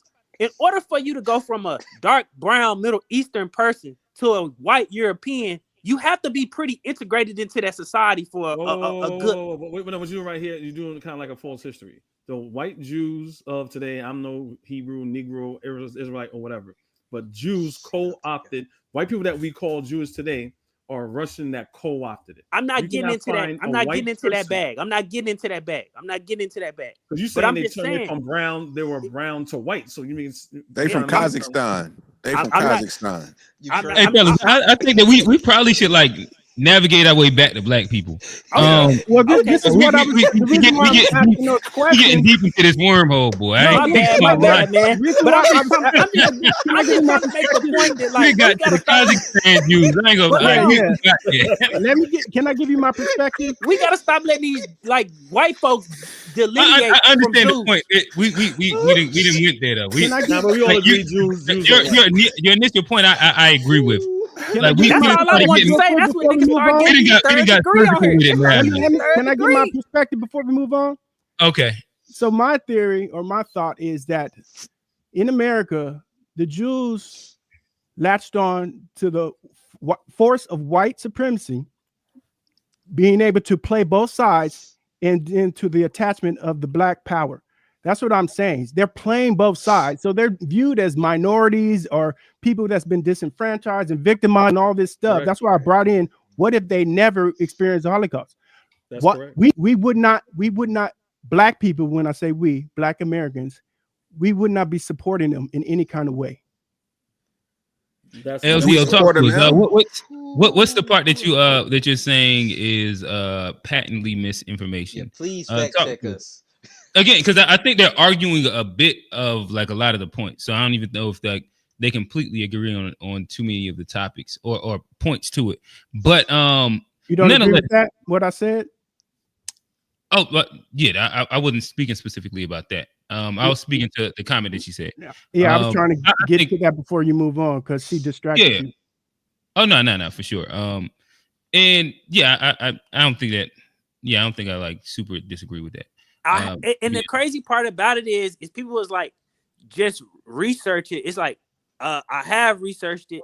I'm literally up here telling y'all stuff about the Jewish community as far as the reparations grift bag that nobody up here even like know about. Most Jews didn't get no reparations because the elite class of Jews scammed it all from them. Like, that's the history of it. Yeah, but at the same time, but Steve, hey fellas, we about to pivot back. Because y'all about to go back down the wormhole. I'm trying to steer aside of it. So let me ask y'all this. I didn't drop the fit in my buzz ball, man. I'll go say, yeah. All I'm just saying is the social power of the American Jewish people that came from Germany got their power from us by latching on to Black Americans. That's where they got their social power from. That's not true. I think they got their power because Europeans backed them. That's where they power derived from. I promise we can make this a whole. All right, Q, get to the question, man. Get to the question, man. We gonna swerve real quick. And go back to the actual topic. We gonna walk. This one's gonna be quick. We starting to build up people. So we'll give quick answers. Has Black America's political power decreased since 2020? We'll start with G. Just quick, if we can keep it in a minute. Has the political power decreased? Yeah, talk to us. I'm gonna say that overall, I think it has. I think it has to be on the fact that, like someone said, like, you know, it is somewhat of a numbers game, and as time has progressed, we've shrunken as a minority, and we you know, rank behind, I think, third. And so I just think because of like some of the increase in immigration and influx of the growing Hispanic population, it has put the Black vote at a lower value than what it was, say, 5 years ago. That would be my opinion. Gotcha. Johnny. No, I think, I mean, we're just talking about like just in voting. I think it has. I think overall our powers kind of stayed the same. We ain't like, you know, it's about what it was when it comes to like ownership and that type. But voting, I think the Republican Party learned something that the Democrats have known for a while: how to play identity politics, and they've got their voter base revitalized over the last 8-10 years. And I think the Democrats and Black people, we have gotten like more apathetic over the last 8 to 10 years when it comes to voting and when it comes to showing up for our politicians. I think that in general, not to mention the demographics, how our percentage is, you know, slipping. We're no longer we're no longer the biggest minority group. We're the second biggest minority group. That affects our power in voting too. So just based on that, it definitely has when it comes to you saying the Democrats and started dating other women. Yeah, they yeah, or you know, they you can't, you know, they non-binary. They'll date whatever. All right. Ron Dewan said he killing in the chat. Y'all got it. Y'all turned up too deep into that hat bag. He had to get up out of there. Hey, Ron said y'all got my face on here and y'all talking about them hats, man. Y'all gonna get me fired, man. That niggas went to the Kazakhstans. I said, all right, we out of here right now, boy. We got to reel it back in. Kazakhstan got niggas up out of here, bro. That's yeah. We all right. Old man, talk to us. Trying to keep it within like a minute framing. Oh, I'll do 2 seconds. I believe we lost our power in 2008 when we elected Barack Obama. He is not a Black American, and he had other agendas. Okay. I want to hear more of that. Like, all right. Let's go with Steve. Talk to us, brother. The question was, do I believe? Has Black America's political power decreased since 2020? I disagree. I just think we just don't exercise it. Like that's a difference between not having political power and then like not actually exercise. And I think that's just the distinction that I'm making. Like, we don't exercise it because whether we apathetic or whatever, because it's not about the like you get to choose the president every election if you actually want that person. So I don't think it's so much of a we lost it. I just think we don't exercise it because we are apathetic about the choices that we have to make. And I guess if old man want to do I had Obama show. Sign me up. Drop the link. I hate that nigga too. Hey, but I don't blame us for voting for him. I mean, I get it. Yeah, you fall into that racial pride. I mean, if that was our shot, that was our shot. We had to. It's I was young back then. We was young, man. Campus was that was a time, boy. That was a time. That's the thing. I can't blame nobody for doing it, but looking back, we like, damn. Yeah, we got to give ourselves some grace on that one. Right? Jeezy had dropped the recession too. Oh my goodness. Yeah, it was a president is black. Yo, what? It was definitely a time to be alive. All right, so nonetheless, Kofi, what's going on, brother? Talk to us. Has Black America's political power decreased since 2020? I would say it pretty much remained the same from the civil rights era. You know, depending on, Black people numbers were increasing, but to say that Barack Obama, we lost it because Barack Obama was a Black American is a nonsensical thing to say, because the reason why I say that, if you understand the job, that's the job. If you pull up an old clip of Muhammad Ali and they ask Muhammad Ali, do you want to be president? He said, oh, hell no. I don't. I never want to be American president. Because why? Because he understood what the job was. No matter who you put there, they have to do the job. Don't want to go back to the hatted people, but if you know what American policy is to make sure we have the strongest military we ever have and to give money to Israel. That's the job. You know what I'm saying? But as far as we have power, I think we need to, I think either Steve said it, or maybe one man said it's lobbying. We need lobbyists because we don't have a large voting block anymore, but we lobby, so neither do Jews, but they got AIPAC. And AIPAC moves the needle. I agree. Gotcha. I also just want to make a point on immigration or whatever.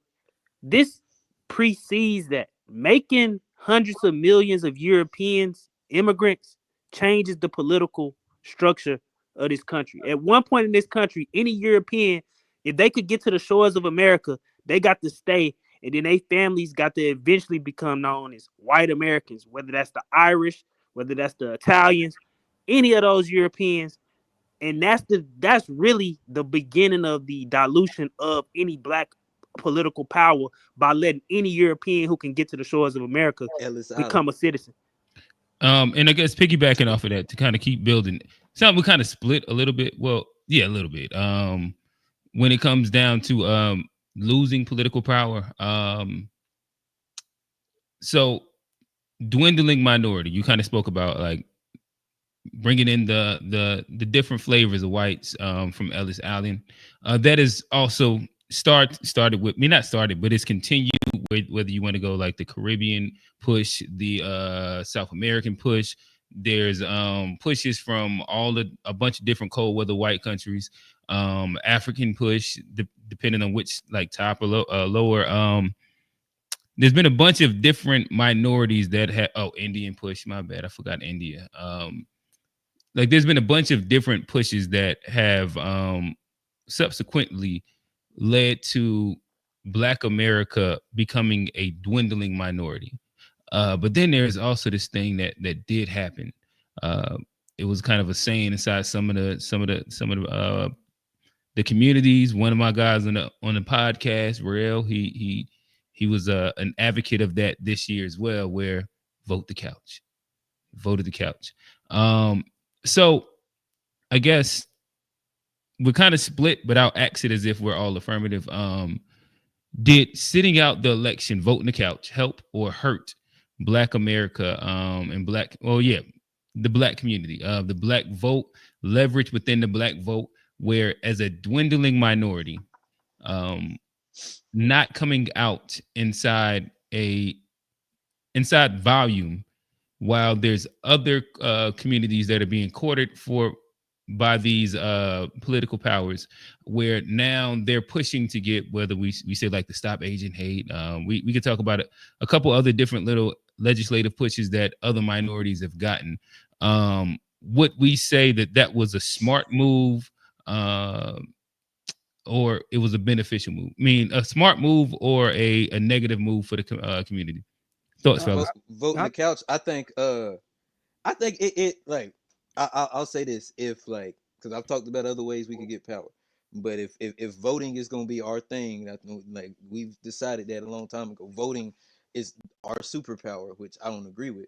But if that is our superpower, and then we don't go vote, it's gonna hurt us. If that's the strategic plan that we have decided on as a people that we're gonna use to help us, and then we don't do it, it's gonna hurt us. And I think there's other ways. It doesn't have to hurt us, because there's other communities that they have lower, voter turnouts than us, and they get more, they get more things done politically.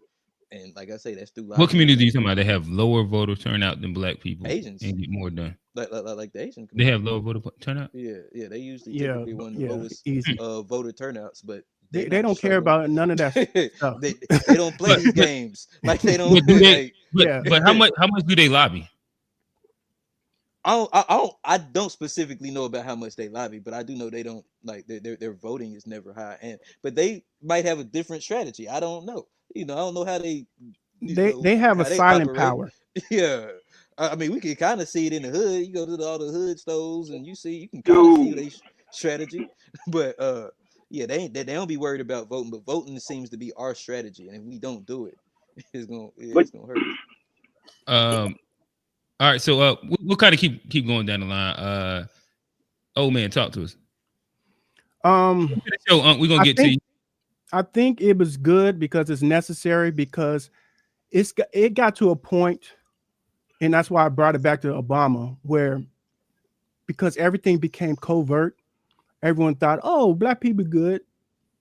But now, because everything's out in the open and is more overt, I think this is better for us, because this is going to allow us to come together again and recalibrate and come with some kind of strategy, whether we're there now or we'll get there in 8 more years or whatever. But I think it's a necessary good evil, if you understand what I'm saying. Okay. Steve, talk to us, brother. I don't think you. Oh, Steve, not. Can y'all hear me? Yeah, we get you. What was the question again?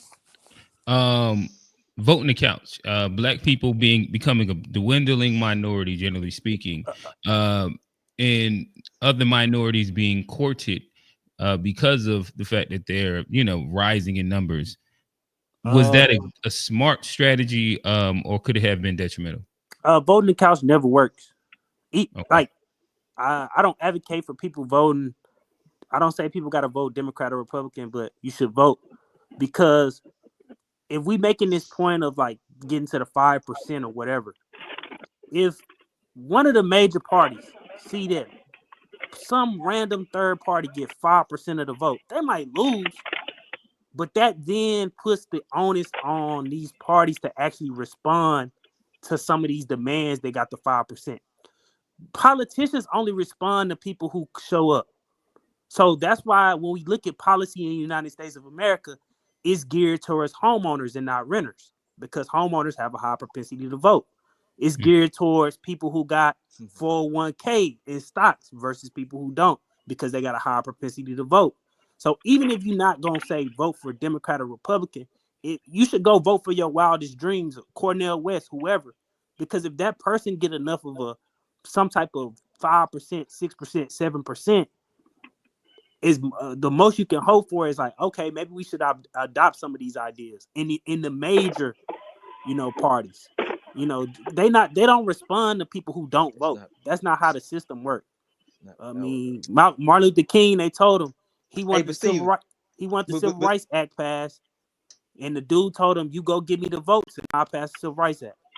Hey Steve, that wouldn't be power though. We doing all this voting and then we just like hope that they gonna. That's not hope though. That's like that is the like. But unless you want, like, I think we do got to get away from like, unless we willing to go full revolution or lobbyists. We ain't got to like. No. I'm sorry, because there's no in between with this stuff no more. A lot of people like to sit on the internet and say, that's not real power. We can't vote this, we can't do that. Well, if none of that's gonna work, well, we should stop advocating for any of this and just get to the point where we run up in the Capitol then. Like, because, like, no, I mean, they got their man. Black January 6th. They ran up January 6th. They ran up in it. I'm talking about strap it up now, and walk into your job and rip the cord on that motherfucker one day and leave an email to everybody. This why I did it. If we gonna tell people not to vote, not to engage politically, it might have to come to that. But like, look, Johnny, ready. Look, is you going first, Johnny? You gonna go rip your report first? You gonna me and you, Johnny not going. We already went on that. Johnny said he wasn't gonna be front line. Johnny said he's not front line. Johnny gonna go in the job with the shoe bomb in his shoe. Steve wanna come with me? Nah, you see, look. You got to go with him now. You got to go with Johnny. Johnny not going by himself. Come on, right. All right. We gonna go G, then Kofi, then Man, I don't even need to say much more, honestly, because I agree. Like, I don't think there's anything wrong with voting third party. I don't think you have to be red or blue. And I think ultimately it's on you to at least like show up. I agree with a lot of what Steve said, so I don't need to put a lot more on it. But like you said, if you talk about exercising your power, at the end of the day, if we're not exercising it, that's like, they say if you're not exercising a muscle, it get weak. Pause. So, you gotta exercise the power that you have if it's gonna actually maintain. We can't think, in my opinion, that we have a power that we don't leverage. Like that, I think that's where I kind of disagree. But aside from that, like, I agree that voting the couch is definitely not the best move. Isn't our power? Hey, we got a super chat. Isn't our power the fact that we do vote as a group? Hold on. Let me read out this super chat, and I go to you. Then Kofi, then Ron Dwan. Shout out to the homie. Again, if y'all want to send in super chats, again, super chats is available on G channel, G-ish Pod, on the To Be Fair channel, the To Be Fair show. Make sure that y'all hit show love. All the guys, pretty much, they usually put their cash apps up there. Make sure that you show love. If you rock with a specific person, make sure you donate to them. All of us, we kind of having these fun conversations for free online, but the platform costs money. StreamYard ain't free, boy. But saying all that to say, Ron Dwan, he sent in, he said, Asians and Hispanics prioritize group economics over voting. We're the only ones that think like this, hence our standing. All right, old man. I was just going to say, isn't our power, political power, the fact that we are really the only group that will vote as kind of like a large group? Everyone else is split, whether you're Hispanic, white, whatever. So I think our problem lies is that we have stayed committed to one without receiving anything in return. Okay. So I don't think voting just to vote independent I don't think splitting our vote. I think that would make us less powerful. So I think we need to get on one accord because it's our heritage. But old man. Wait, let me finish. It's our heritage. It's our behavior to vote like our family members and to vote like everyone else. So that's not going to go anywhere. Everybody knows this. We vote. We have the same mind think. So I'm thinking, don't try to make us like everyone else and split the vote, because that's just going to make us even less because we have less numbers. But our numbers are still large enough to move a vote one way or the other. So I think we need to just stop giving our vote to the Democratic Party just because and not getting anything in return.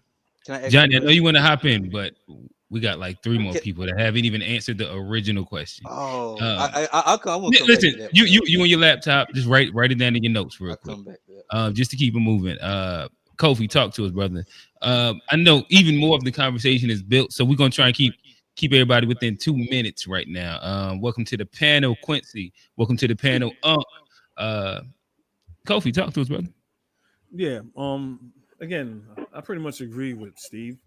About how you voting and not voting at all is ridiculous. You know what I'm saying? Malcolm X said the ballot or the bullet. You know what I'm saying? A lot of people fought in order for us to vote because voting is power. So we're talking about elections, presidential elections. To me, again, I keep hearing this repetitive thing all over again. I got no problem voting third party, but in this past election, to answer the question right now, it's no offense. I'm going to tell you why I say this. It was ridiculous to vote third party. And the original question is basically saying, were black people hurt by it? Yes, everybody was hurt by this. Everybody on planes crashing, on the big bullshit bill, all the things Trump has been doing to hurt America. So we know the saying, if the white man is sneezing, the black man has the flu. So if certain white people, we're definitely getting an impact by it, right? So to me, my gripe with third party always is that it's not national. So if I wanted to vote for Cornel West here in New York, I couldn't do it. He wasn't a third party choice. It's a throwaway vote. It's not moving anything. And so when you see that New York, you have to vote for two parties. No. If I wanted to vote for Cornel West, I didn't have that option. He wasn't on the ballot. Could you write it in? I didn't have that option. You couldn't write it in? You could write it in, but again, the fact that I'm saying that it's not on a ballot, it's not recognized as, as a viable candidate. How many parties were on the ballot roughly for New York? I don't want to give you a wrong number. More than 3 or less than 3? It was less than 3. If I can recall, it was less than 3. There was no real third parties that I could think of. So it's just on your presidential ballot in New York, it just straight up said Trump or Harris, no other options. Yeah, I even recorded. That sound like criminal. That sound like New York is some shiesty shit. No. That sound like we need a third one. New York, it's other states. Not all states have a third party. You know what I'm saying? That's why Robert F. Kennedy and a whole bunch and Jill Stein, a lot of people dropped out. They're not even on the presidential stage. You know what I'm saying? No one's really if you're not into politics like that, that's and you don't see their ads on TV, you don't even think these people are running. You see what I'm trying to say? So that's my issue with third party, and why I feel that voting the couch or voting third party and just blaming Democrats is ridiculous, because now we hear that black people did a turnout, came out to vote for Harris, but hey, like I agree, white women turned out, and that would tip the scales, and everyone is fucking around and find out. That's where I land. Gotcha. Talk to us. I'll react to the question. Where's it at? Voting the couch. Was voting the couch this year pretty much smart or dumb for Black America? Voting the couch is dumb for anybody. And I know if you don't vote, you know what I'm saying, you should just shut your mouth and don't have nothing to say. Because, you know what I'm saying, even if you go out and you sit back and a person like, oh, I'm not going to vote because of this or that, whatever. It's more on the ballot than just for the president. It's things that's locally on the ballot as well that you need to vote for. And that's why I always say it's more important to vote locally. If you don't know nothing about your local politics, you don't know about you don't even know about the state politics. You know what I'm saying? You got to start from your own community and start voting there. And you know what I'm saying? Anybody that say, I don't want to vote or this or that, whatever, I don't even listen to them, because you know what I'm saying? You wasting my time. And you wasting the time of anybody and all the energy from all the stuff that people died for just to get the right to vote. But if you don't vote, you are an idiot. You are, because it's like I said, it's things that's locally that you can vote for as well, not just for the big picture of things. It's things on there for the sheriffs and things like that, judges and people that you're putting in place like that. It's not just always about just the president. And people don't understand that. And the reason why people don't understand that, because people don't know anything about politics. They just think that when you vote, well, I'm going to go vote for the president. I'm going to go vote for the governor. or this to that, whatever. But it's more than just that. It's things that can actually affect where you live. So when you don't vote and you don't get into it like that, you stay out of the conversation with people that's talking about voting and people that actually do love where they, want their environment to be better. So that's my opinion on it. Gotcha. Quincy, talk to us, brother. You muted. Yeah, we can't hear you. Yeah. My bad. Can you hear me now? Yep. Yeah. I do think as long as you're a tax-paying citizen, then you can complain about the government as much as you want to, whether you vote or not. That's that. The other thing about I do say we need to at least vote down ballot and vote locally. Even if you vote third party. Down ballot, like at a specific thing. Down ballot means everything except presidential. Mm-hmm. Like, say if you show up to vote and they know that like I think AOC, she won her district, but they showed there was a lot of people who voted for Trump but voted for her, and that does send a certain message to Democrats, like, hey, we came and voted, we just ain't vote for Kamala. Yeah, that happened in North Carolina with our governor, I want to say. Mm-hmm. So definitely always at least vote down ballot for your local stuff. The voting the couches and not voting, the thing that kind of the reason why the only reason I would be against it is because I don't think the Democrats would quote unquote learn their lesson. I think they would still stick to whatever game plan they got. They sticking to it regardless of how we vote, regardless of how many, because it's really no penalty for the Democrats to not deliver for black voters, regardless of how much we always show up for them. What happens when they don't show up for us? You saw in California just now, Karen Bass, she giving them the illegals money, and they ain't even citizens, but it's the same politicians in LA that shot down, the same Democrat politicians that shot down the reparations a year or so ago, and it's no penalty for fucking over black folks, and no matter how much you show up. So that's why I'm not even sure what the solution is, but I don't think I don't think we could vote our way out of this. But I don't know. I don't know what at this point. Gotcha. So Quincy showing up with Johnny at work with the backpack on. You said what? That's the only way. You said, listen, come on. Johnny, I'm about to come to you right now. I'm gonna change the question. I'm gonna throw to you. Hey, Bass is Kamala Harris.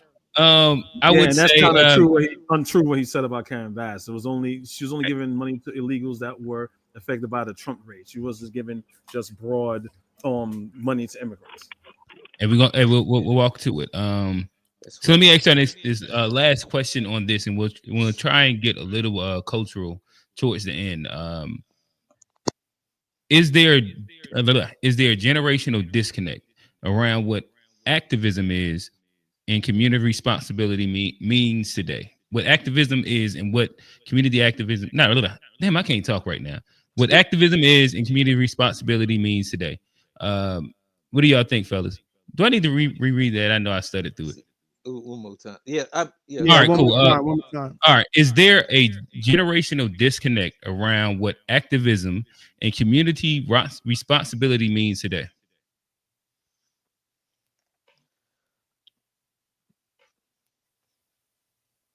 What's up, fellas? All right, so I guess the easiest way for me to unpack this, because clearly nobody understands the question. I mean, I thought you was going. I thought you was going like. Okay, I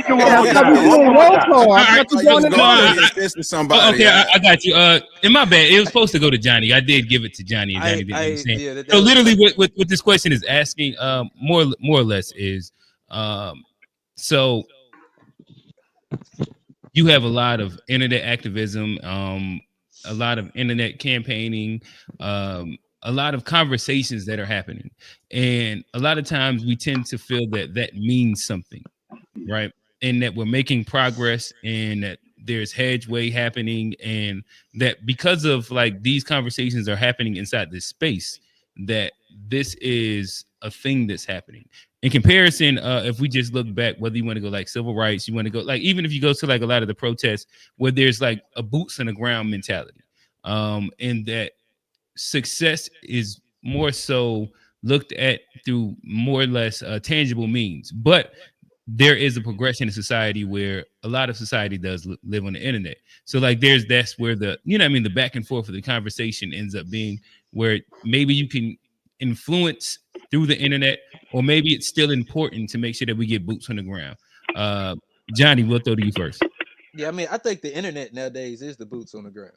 Like, I mean, you gotta have the internet. Like, I mean, you gotta have a marketing for certain things. I mean, like you have to touch certain spaces when it comes to just getting a message out there. I do think there's a generational, disconnect when it comes to it, because like even with how I feel and like how like some older people feel, where like there is a certain generation of black people who like voting, like, and because I don't ever want to discount it and stuff, but like they fought for the right to vote, and so it's a big deal.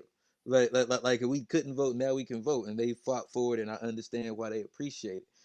My generation, and I've seen stuff differently. We've been voting this whole time, and it ain't changed nothing for us. And like I'll still do it, especially on the local level, because that does change things. But like my generation, I think we're starting to see a big picture. Understand, like there's a lot of people that don't just vote to get their power.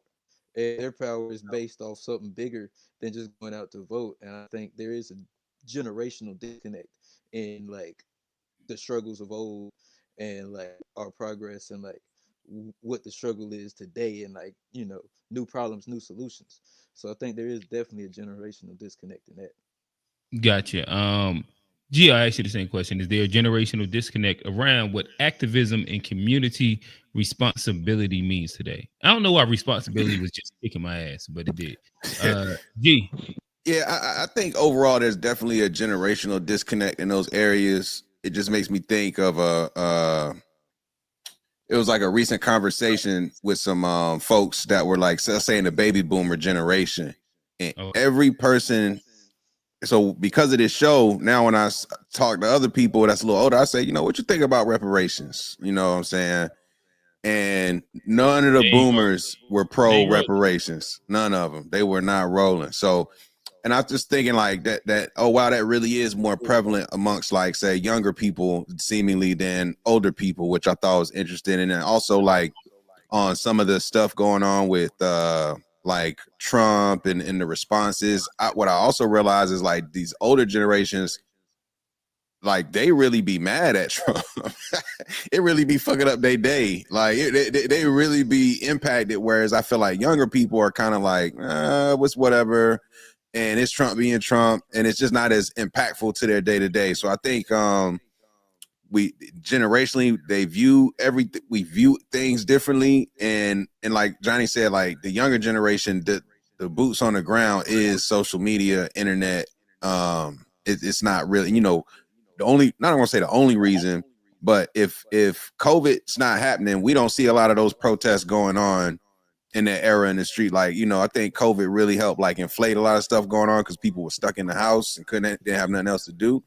So, I don't think the average person in the younger generation, these Gen Z people, they barely know how to communicate, honestly. They struggling. And so these COVID babies, man, they're not really outside trying to make nothing shake, man. They on the internet doing things like that. Gotcha. All right. So we do have another super chat that came through. Ron Dwan. Appreciate it. He said, literally just talked about having a black prez with no change. Regardless of any vote, them people don't F with us. Self-sufficiency is the only way. If you want to skip the line, Kofi has the cheat code. Not Kofi, Conway has a cheat code. Turn that camera on. We'll get you in there. With that said, straight from South Africa. Kamu, what's going on, brother? What's your thoughts? How's it, man? Let me start by voting. So I know who said this, but they said that if voting would change anything, it would be illegal. So there's really nothing. I mean, also there's also a misconception that the previous generations died for black people to vote, and it's like there was never such a thing. Voting was never a leading, issue when it comes to liberation and equal rights. So yeah, and also there's a disconnect to what G is talking about as it pertains to the previous generation and the current one. The struggle is not clearly defined today. So if you ask an average black person, what do you think is the leading issue that black people should be fighting for? Certain groups have, you know, different outlook on that. Others will tell you, no, we want reparations. Others will tell you, no, no, no, no, police brutality. Others will tell you, no, economic apartheid. There's not. Others will tell you illegal immigration and all of those things. So there's not a clearly defined mission um, relating to issues that affect black people. And at the center of this is this organization. But this organization has always been an issue. Marcus Garvey spoke about it. Malcolm X spoke about it. And it's still an issue that affects black people to this day. And I don't see any progress when it comes to that aspect of the struggle. Black people are disorganized and they will continue to be taken advantage of by the black elites and the bourgeoisie who benefit from our disorganization. And yeah. All right, gotcha. All right, I throw it to old man. Is there a generational disconnect around what activism and community responsibility means today? What's your thoughts? I think it's more cultural than generational. We just got a lot of people coming in with a lot of different ideas of how they want to do things and go about things, regardless. And you got the old guard, you got the young guard, you got the in-between guard, you got the X and the millennials. We're living between the new world and the old world. Some are looking backwards, some are looking forward. So I think it's more just culturally and norms and traditions, and that falls under all generations. Gotcha. I guess that's probably like a good way to put it as I move to keep asking the question. Steve, is there a cultural disconnect around what activism and community responsibility means today? I would say yeah. And then didn't you say something about a generational? Generation. I thought that kind of how he summed it up. I liked it, but if you want to put generational on it, talk to it, brother. So I think it's more definitely generational, and I think it's because of our starting points, right? Okay. So my grandmother, who's born in 1944, think this is the greatest time ever to be alive in America. Like, it's nothing you could tell her.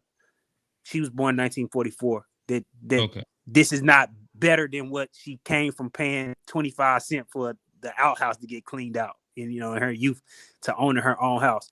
Versus millennials and Gen X's, whose whole life has been Great Depression, Great Recession. There's a reason why there's not a belief in the system from our generation, because like your whole life is marred by recession, depression, COVID, so forth, so on. So your outlook on what's required as far as politically is very different. I think sometimes we get upset with boomers and older silent generation, but we don't really understand it. To them, this is good. They not getting dog sick on them. But millennials, we the only generation in which we the first generation is gonna do worse than our parents did. So that changes how we view politics and our apathy and outlook towards it versus boomers. You got to think during FDR, you got the creation of the black middle class first round, and then under Clinton, you got the expansion of the black middle class. Those happen to very distinct generations, and that's why they have such an unshakable belief in this system versus us. We born into recession, depression, so forth, so on. And I think that's what causes the difference in how we view politics and the way in which we participate in politics. Gotcha. Kofi. Yeah, I'll repeat the question. I was a little bit preoccupied. Gotcha. Is there a generational disconnect a cultural disconnect around what activism and community responsibility means today? Yeah, I would say definitely. And I include myself in this number. We are not our forebears. We're not our parents. Right now, my whole thing is pretty much boycott, shop with each other, to make each other richer. White people come here, they do business to get other white people richer, right? Right now, if you will tell black people right now, you know what? Like, perfect example, Target. Trump is now with the DEI and blocking black vendors to sell their products in Target. Okay, you need to boycott Target. I drive by, go to the plaza, go to the mall, Negroes still in Target. You know what I'm saying? If if a black person says something disparaging, like an actor or a musician, niggas still gonna go to their concert. You know what I'm saying? So it's like, what are we doing? Then we wonder why we're not organized. You know what I'm saying? Like, back during the civil rights era, you're like, you know what? You're not even gonna go on your buses. Even like in bus strikes or subway strikes or things like that, people's like, I'll walk or I'll carpool, but I'm not going to patronize your business. We're just not those people. It's just plain and simple. Good point. Can I respond to Kofi's thing real quick? I just want to add to it, not in against it or anything, but I think part of that, when you see the people in Target, you see the skin color, but you don't know if they're from here or immigrants, and immigrants think completely different than people who are from here. So I wouldn't expect now. What do you mean? I don't understand. Can you clarify what you mean by immigrants? When someone that comes from another country, they're not trying to get caught up in all of our Black Power stuff, all of this unity stuff. They just trying to get ahead because where they come from, there's nothing there. So they have a different mindset. And I don't actually blame them for that, because I probably would do the same thing. So what I'm saying is, when you see black people in Target, that don't mean these are your people. That's what I'm trying to say. Yeah, well, ideology, then that'll be my people ideologically. Yeah, because if I see a white person or a white Hispanic in there, I'm not thinking twice about it. Yeah, but I'm talking about just black people, because optically it looks like, hey, they're going against what we're fighting for, but these aren't our people. Well, again, I agree with it when it comes to their political awareness and economical awareness. They may not know, because they're patronized, because the people in Target, they're being that's not able to sell this stuff in Target. That's a slap in black people's face, and it's bound to need a Trump. So when you see a black person, you don't know what their mentality is. You don't know who they're from, where they're from, or whatever. You don't know if they don't know. I don't know. But I'm saying back in the 60s, black people were more organized, were more on one accord. They had the mission. You knew what the mission was. That retreat from activism from the 60s, people try to blame that on the new generation, but that retreat from activism is directly caused by the change in what boomers wanted after the 1968 civil rights, was passed. Boomers didn't want to continue their activism after 1968. They wanted to be integrated into society. So a lot of our retreat from what we saying, like, oh, we don't know how to be active, that didn't start today. That started the moment after the Civil Rights Act was passed. That's how Al Sharpton becomes a leader of your movement or whatever the case may be, versus other more radical forces in which boomers said, don't be like that. You need to get a job and pay some bills and work and so forth, so on. So that retreat from activism happens right after 1968. It don't happen in the 2020s and stuff. All right, Unc. I asked you the same question. Is there a generational / cultural disconnect around what activism and community responsibility means today? I think it is. I think it's a huge one. And the thing is that it's because when you look at it, as they were saying, it's not just us that's here, it's other people, and what I'm saying, just because somebody look like you don't mean they are you. And it's the same thing, not just with us, it's with the Hispanics. Y'all lump Hispanics in one category when it's really not like that. They have wars amongst each other as well. Look, the Mexicans don't want them Honduras in there. They kicking them out the same way they kick. It goes on. And what it is that people always lumping everybody together, and you can't always do that. And when it comes down to as far as in whether they really are thinking like younger people, a lot of younger people today don't have time for that. It's just a minute time. You know, you look at it. A person barely watch a whole movie. If it's not small and minutes or whatever that they can do, they want to jump from this to that to the whatever. So they're not focused on anything. Their minds aren't there to do that because everything they want quick, quick, quick, and everything doesn't happen quick. And that's one of the problems. Is everybody wants things done right now. Things take time to happen, and they're not going to happen if everybody just wants things right now. I want it now. I want it now, now, now. It takes time, progress, and you have to get together and think with each other. How long is this going to take? What is the process of this? If we do this, how long are we going to have to do this? Are we going to suffer or this, that, whatever? Can we take care of each other when we don't have this, that, whatever? And they don't do that because everybody's me, now, now, now. And that's what it is. That's my opinion. Quincy, talk to us, brother. Oh, I'm gonna be honest with you, man. Steve hit it on the head as far as like the generational divide. Our grandparents, our parents and grandparents, they saw the benefits and the change from the activism, and in ways that we can, we read about it, you know what I mean? But I could only imagine, being like a 80-year-old person, you know what I'm saying, born in like 1935 and seeing how the world was in the 50s and looking at it now. I could see why they would, believe in the activism and the change, given how much the world has changed for Black folks. Now for us younger folks, it's a different story. For the most part, man, like Steve broke it down, man. It's just a lot of broken promises. I mean, we just going through a whole lot of stuff, and a lot of our activism. I mean, you would think like the voting for Obama, that really broke the spirit of a lot of Black people when not much changed when Obama was in, and like Trayvon got killed and Obama had that weak ass response. Like that really broke the spirit of a lot of Black people. I mean, like you say, like the Black Lives Matter. I mean, all of that happened, and what ultimately changed? The big that was diverted into getting Joe Biden elected.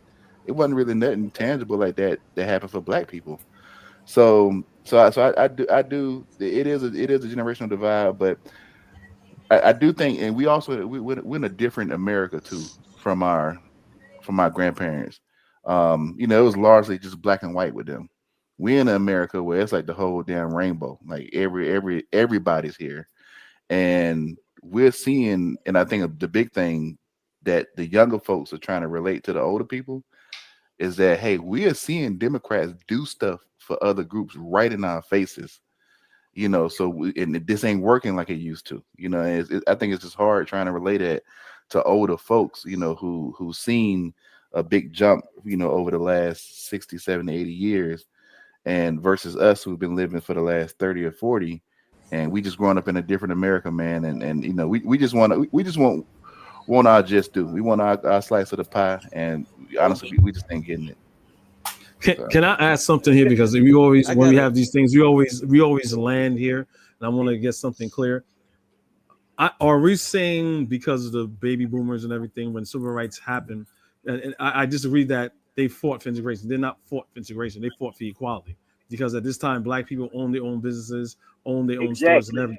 They were fighting for equality. Now, if you want to say more than so if you want to say, hey, they got that and they kind of dropped the ball and they should have been pushing for other things, that's fair. But to say they were fighting for integration, that's not true. I wouldn't go as far as can I hop in there? Oh, go ahead. Cause I don't think like they were fighting. Like they might have been fighting for equality, but like, is that what happened? Like we never got equality. So I don't think they were fighting. Like they were fighting for civil rights. They were fighting for the right to vote, which I think was a useful tool at the time, and I think we used it. But when I've heard it a couple times, people said like they kind of gave up once Obama got elected, and he didn't do the change. And I just want to ask, what lessons do we as Black people learn from that?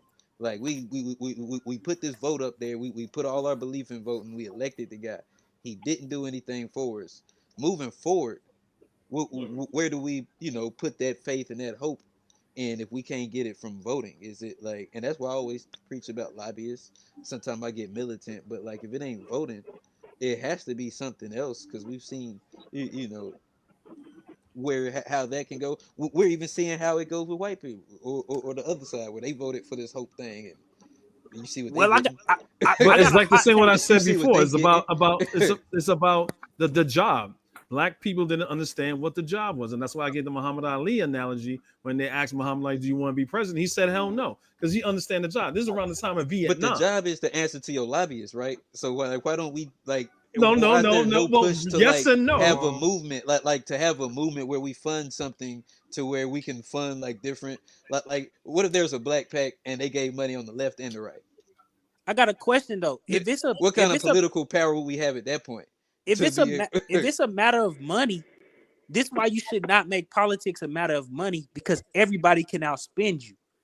So like you basically saying that it's a loss already But because no, but if you put something because like they all spend, but they share money. It ain't about who pays the most. No, Hey, it fellas, is, hey, but fellas, really quick, let me hop in. I got an ending question that probably leads us exactly where y'all are at. So I might as well ask it so that everybody can expand on it. Is economic empowerment more realistic than political empowerment for Black America? Johnny, you can continue, my brother. Yeah, I was gonna say like absolutely. I think like we live in a like this is a capitalistic society. When they talk about democracy, they mean capitalism. And like if we don't get our economics right, if we don't spend our money together for common interests, of course, like the voting ain't gonna get us there. Like we got to do that too, but it can't just be. I don't know where that's coming from, but it just Oh be yeah. voting. It has to be voting in conjunction with several other things. But and we see this with other groups. Go in the hood. There's so many Asian hair stores and hood stores and stuff. We see what they do. The Hispanics. We see what they do. We done talked about them other people. We ain't gonna go there. We see what they do. And like our only strategy was voting, and we saw it didn't work. And then moving forward, what is going to be our strategy? And I think economic is when it has to be dealing with some kind of economic as far as paying or, making people look out for us. And it works. It's been proven to work. Gotcha. G. Yeah, I think one thing Black folks have proven in every era is the ability to create enterprise, whether that be legally or illegally. And we do it at a high level on both sides. Pause. And if you talk about which one is more attainable, it's definitely economically, because like I say, even with these forces that remain, Black people, like I said, for all generations, that you can find examples who've done very well doing business, and it's not isolated to like one town. There were multiple Black Wall Streets. There were it's just more widespread, this idea of being self-made and doing things from the ground up, being vertically integrated. And so, I feel like culturally we're not there mentally. That's gonna help take us to that point to where we realistically make the economic thing attainable, unfortunately. But that is the easier path to like prosperity versus trying to force a system that you never built to work for you. You know what I'm saying? It's like with the economic position, you're playing the game, understanding that like you don't control the game, you just taking advantage of the rules that are given. Whereas with the politics, it feels like you're trying to change the rules of the game, and that's a tough thing to do. Gotcha. Kamu, is economic empowerment more realistic than political empowerment for Black America? Look, I'm gonna be a little bit controversial about this. I think you have your money. So I don't know if you know this, but like Black Americans are the richest group, are the 10th richest nation on the planet. So like We you would have be, your if we money, were a bro. nation, we would be 15. Come on. No, 10. I think it's 10. Okay. So you have your money without question. You guys have your money. The only problem with you is since Lyndon B. Johnson signed that legislation, you thought you made it. Working in a white bank, working in white corporations, and being part of the what do you call being part of the political fraternity of America, you thought you made it, and that's the biggest mistake. You rather work for um, Chase, Morgan Chase, than working with one another. And also, the idea of collaboration is what is holding you back. So the idea that okay, there's a consortium between a group of blacks and certain groups of whites. What you should understand about white supremacy is that white supremacy don't share power. Whenever there is a business venture that black people are involved with white people, you're not really in charge. They are in charge. So my thing is, you have your money. The problem is that you are disorganized, and that comes to the question of the black psyche. I think the black mind has been polluted so much that you think that working with your brother would bear less fruits than working for your oppressor. So the easiest option for you to opt for is to work for the American enterprise. And it's like it's not taking you anywhere. If you compare your generation, okay. But let me say one thing real quick, Q, because it's people can say that if blacks were their own country, they rank 10th. But the thing about what you're probably using GDP to come up with that number, or spending power to come up with that number. And the thing that statistic doesn't account for is the fact that those checks that niggas are spending come from white institutions most of the time. So if you can't say that we would be ranked number 10, 15 if we were by ourselves, when we're doing it off of institutions and things that we aren't that we don't own. We're not, this ain't even our shit that we're spending. So that statistic is misleading, because when you look at the average black person here in America, they're disproportionately less wealthy than other races. It's just that, no disrespect, y'all niggas are poor. Over here, we American poor. It's just a little bit different. You know what I'm saying? It's just, but I say that jokingly, but for real, like that's the only reason we spend a lot of money, but we're in America where a lot of money is spent. So it's not just us. I get okay. If you played it, quick 30 seconds, and then we gotta go on to the next panel. Okay. But if you played it all the way out, oh, I'm sorry. Oh, look, if you play it all the way out and we are our own nation, then we would have ownership in the patents of all the inventions that we created. So wouldn't I mean? So that in itself, like I get what you're saying, but white people took a whole lot of stuff, and like think about the music industry, think about the damn toilet bowl, the doorknob. Yeah, but we don't have it. Yeah, that'd be nice, but we can't. Yeah, that's exactly, guys. We don't have it. Can Go I ahead, finish have up, my 30 seconds? Kamu. Yeah.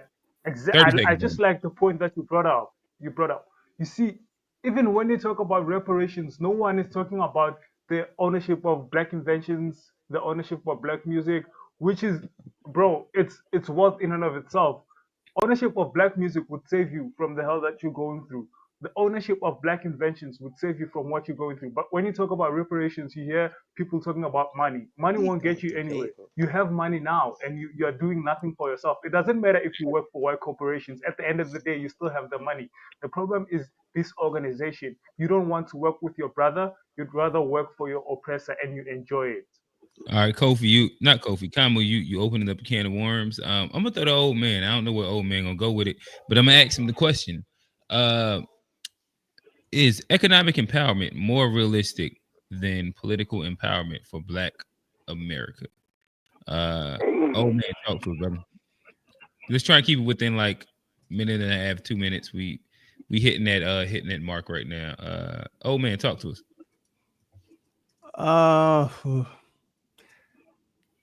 Before I answer that, I just think what Kamal was talking about, that's exactly what we were talking about earlier about the Reconstruction. We were doing that in Reconstruction. We got bombed into integration, and I don't think we have the energy or the desire to try to figure out how to get segregate ourselves again. So it's not that we don't want to work with each other, but we really, truly, honestly want equality. I know it sounds bad, but we just want equality for everyone. But it's not our problem. Everyone else doesn't want it. So it's like, what can you know what I'm saying? What can we do? But as far as economics, yes, economics is empowerment is obviously the easier route, as long as they allow us to have economic empowerment. The more they keep preventing us from achieving our goals. When I say that, not necessarily that we can't create our own business, but when you create obstacles for us to get to where we need to go, that just makes it harder. That means we're spending 2 times and 3 times more energy than the next person would. So even with that being so, you still can achieve economic empowerment over political, I think. Gotcha. All right. We do have another super chat. Shout out Ron Dwan, the homie. He said, me and Johnny against the establishment. Mount up. And right under that, look up, right underneath that, Johnny B. Newton himself. He said, Steve coming with us, Ron Dwan. Steve, this is the perfect segue into you in this man. They're not about to get me up in there and Johnny run out on me. Be the only one in there with the strap on my chest, and Johnny just ran up out the building. I got you, bro. I got you. Pull the trigger, man. Johnny got the dummy suicide bomb. Yeah, exactly. That shit going off, bro. That shit, come on, let's get it. But I think all things are politics, even economics. So, I mean, and I go back to the founding fathers for this because there's a reason why one of the first things the founding fathers enshrined in the founding documents is property rights, right? So property rights is akin to economics. The economics then come prior to them enshrining the protection for those property rights. You can try to build whatever business you want, but if there's no equal protection under the law, then it really don't matter. So that's why, like, the politics will always, in every scenario, be and I think people just think politics is voting. It's something more serious and deeper than that. Like, it's like when I'm talking about like the actual making what the people wrote down actually live up to that. Like, that is the politics, and that is the only way your economic situation can be protected. So a lot of y'all, on one hand, made the case about economics, but then set up her and named off a whole bunch of situations about where the politics wasn't right and those economics was stripped right from under you. So what does it matter if you can build for 10 years, 15 years? If the politics ain't right, they can take it from you anytime. That's when you gotta unless you're gonna fight them. Unless you're gonna that's when you don't have a monopoly on violence that white people have. That's what my boy Kamo was saying. Everybody agreeing with Kamo. But like, you ain't gotta be militant to try to go get them. But like, we could also be militant against like them not taking this shit. My daddy even told me cases back in the KKK, where like with my grandfather and the KKK used to come down in Conway, South Carolina, Horry County. They used to come down marching, and they used to like pick certain people. I guess they'd be too loud in the community. They pick certain people, and he told me one time he snuck out and saw my grandfather, about 200 other black people surrounding this one dude's house, a bunch of shotguns, guns, and everything. KKK left. They ain't fuck with him. That's like militancy. That's how you protect the economics. You ain't gotta go do nothing, but there is some value. Yeah, and but salute to you, your granddad, Johnny. Salute to you. Like there's a little value in that, and that's why that's why they love the Second Amendment so much, because they know that. I didn't read Negroes with Guns, Johnny. You don't have to tell me. Like, you're not telling me nothing that I don't know. But for those 200 people who surrounded those people's houses with guns, there was a more than triple, quadruple that amount of people who wasn't like that in the South, and they decided to move up to the Midwest during the first Great Migration. So but like, you don't need them. But it don't matter if you don't have equal protection under the law. If you don't have equal protection under the law, there is no economic. I can name Tulsa, I can name Rosewood, I can name every black Wall Street that y'all want to name, but because there wasn't equal protection under the law, white folks was able to bomb it, and then when they didn't bomb it, they put highways through them because they controlled the politics afterwards. That's the fact. But Steve, they didn't have Bitcoin. I got Bitcoin, so nigga, I'm ready for the 2020.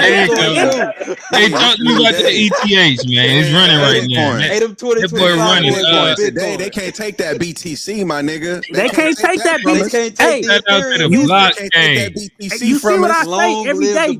Bitcoin fixes this. Bitcoin fixes this, bro. They can't take that shit from but you, look, bro. but that's a part of the economic model today is other assets that secure your financial stability. Like we got more options today than ever.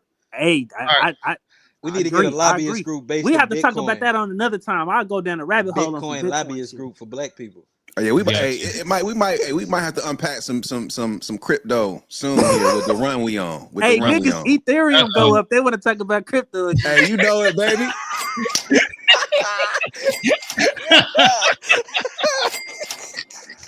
Hey, killing them niggas was telling me, man, I'm done with it.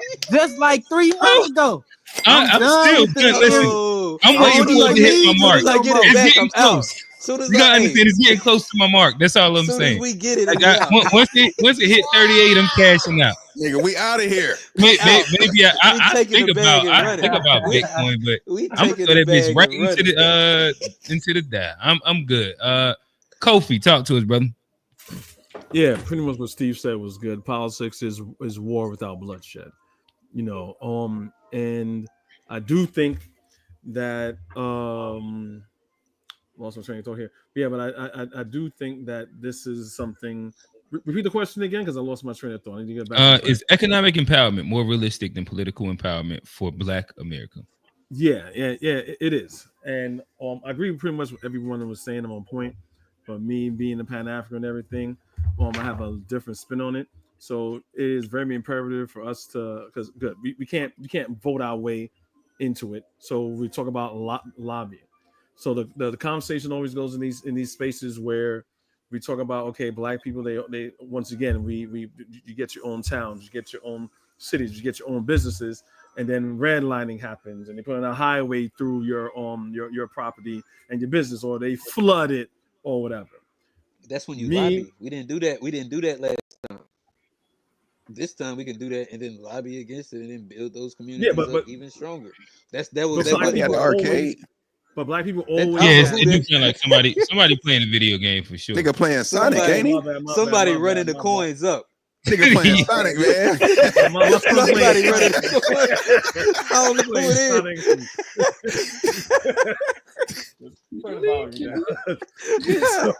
So, talking about Bitcoin, I thought it was one of y'all. My phone, hey, if my Coinbase go off like that, I'm on the phone.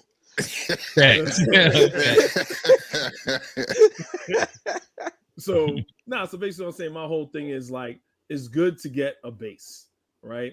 If I always feel if Black people expand economically, internationally, or even to other entities, at least they'll be like protected. You know what I'm saying? Because then we know once we build something up, you know what I'm saying, white man's gonna be evil. You know, they're gonna look at, you know, they're evil, they're gonna try to topple it down out of envy. I feel if Black people, just like I use Cuba as an example, you know, saying Cuba is you know, can't compare to the United States, but you know what? We're gonna have Russia as an ally. Then what does the United States do? Oh, let's back the fuck up. You know what I'm saying? We can't deal with them.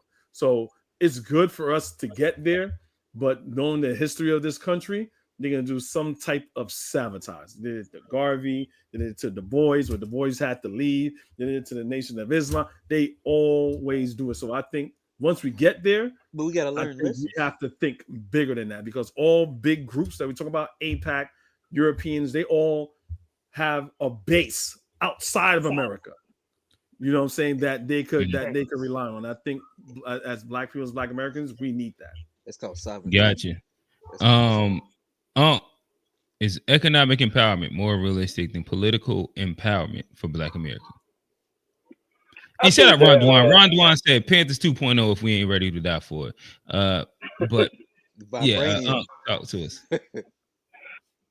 I think that, you know what I'm saying, you need money. You need money to do anything. But also you gotta look at it like this, far as in once you get the money, if you don't have no political power, you can't do anything. So what you need to do is just go ahead and infiltrate the system with your money, if you can get your money up, and you just rent the politicians like everybody else with money do, or either put the politicians in the place that you want them. You know what I'm saying? Because if you have the money, you know everything go underhandedly. You don't see the undercuts and the handshakes with them. You know what I'm saying? Promissory notes and all that stuff they're giving to each other. I'm gonna do for you. It ain't always there, but you got to have money. And if you don't have money, you can't make moves like that. But you don't always have money. You don't always need money like everybody always. How much it costs to this, that, whatever. Like y'all was saying earlier about the cost of living and things, because you as yourself, it don't take a lot if you are organized as, you know, you got to start at home as a family. If y'all can get y'all stuff together there, and you can see off of, the problem is people want this and want that, but if you can see what's the least we can live off of, even if we are making it, and try to do that, then you understand a little bit better, because it doesn't take a lot for people to survive out here. Because if you have a certain amount of money and you do the certain amount of things with that money, and you know how to allocate that money to the right things and position yourself correctly with that money, you can save a lot more, even if you don't have a lot, because you can take like I was saying earlier, $70,000 or whatever, this, that, whatever. You can live decently off of that. The problem is that people have bad credit, people want too much, and people want what everybody else has. If you just live off of just not the bare necessities, but you can coupon, you can do things of that nature, cook at home. Yes, we're gonna eat out once a month. We'll go out and eat. We can do this, that, we can put this money to the side, but you don't have to have a lot. But people, problem is everybody want to live like the Joneses instead of living like who the fuck you are. That's the whole problem with everything.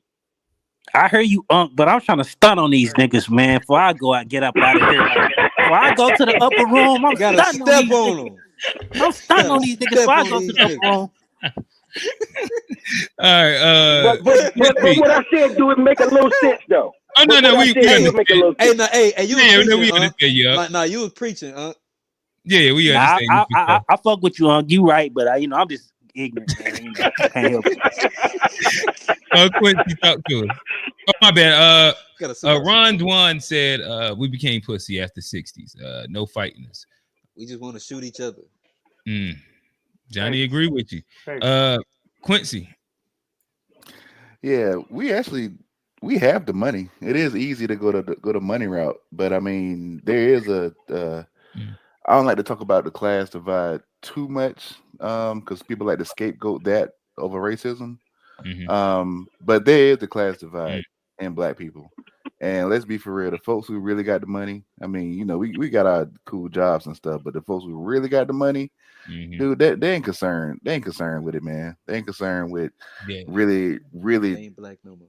Yeah, well, that or they won't put it on the line, which I don't blame them for putting it on the line, but you know, it seems like there's some degree of cohesiveness in other groups, regardless of how much money. I'm gonna just say white folks. I mean, and I know y'all want to run away from the small hat people, but you know, it does seem like those that really got it, they prioritize the group in ways that we don't.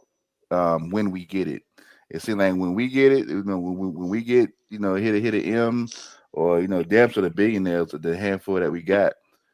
I mean, you know, they kind of moving on. They're in a whole another stratosphere. So, you know, I don't think it's that we don't have the money. I think we do, but I think the class divide really does like pull us apart, and we have different objectives, depending on where you're at in life. So, you know, I don't think they're standing with us. The ones who really can do it, man, they own the other stuff, man. They ain't thinking about little regular folks, little $50,000 people, $100,000 people. They ain't thinking about us. I dig it. All right. With that said, I think we might have dropped this. This was about a 45 point, maybe 50 point game right here. This is real solid, not above solid. Shout out to the panel, shout out to everybody listening, shout out to the chat. And shout out Auntie. Auntie hopped in late. Evening nephews. With that said, though, again, we didn't really get into the cultural piece of it, but we did really unpack a lot of the political power conversation.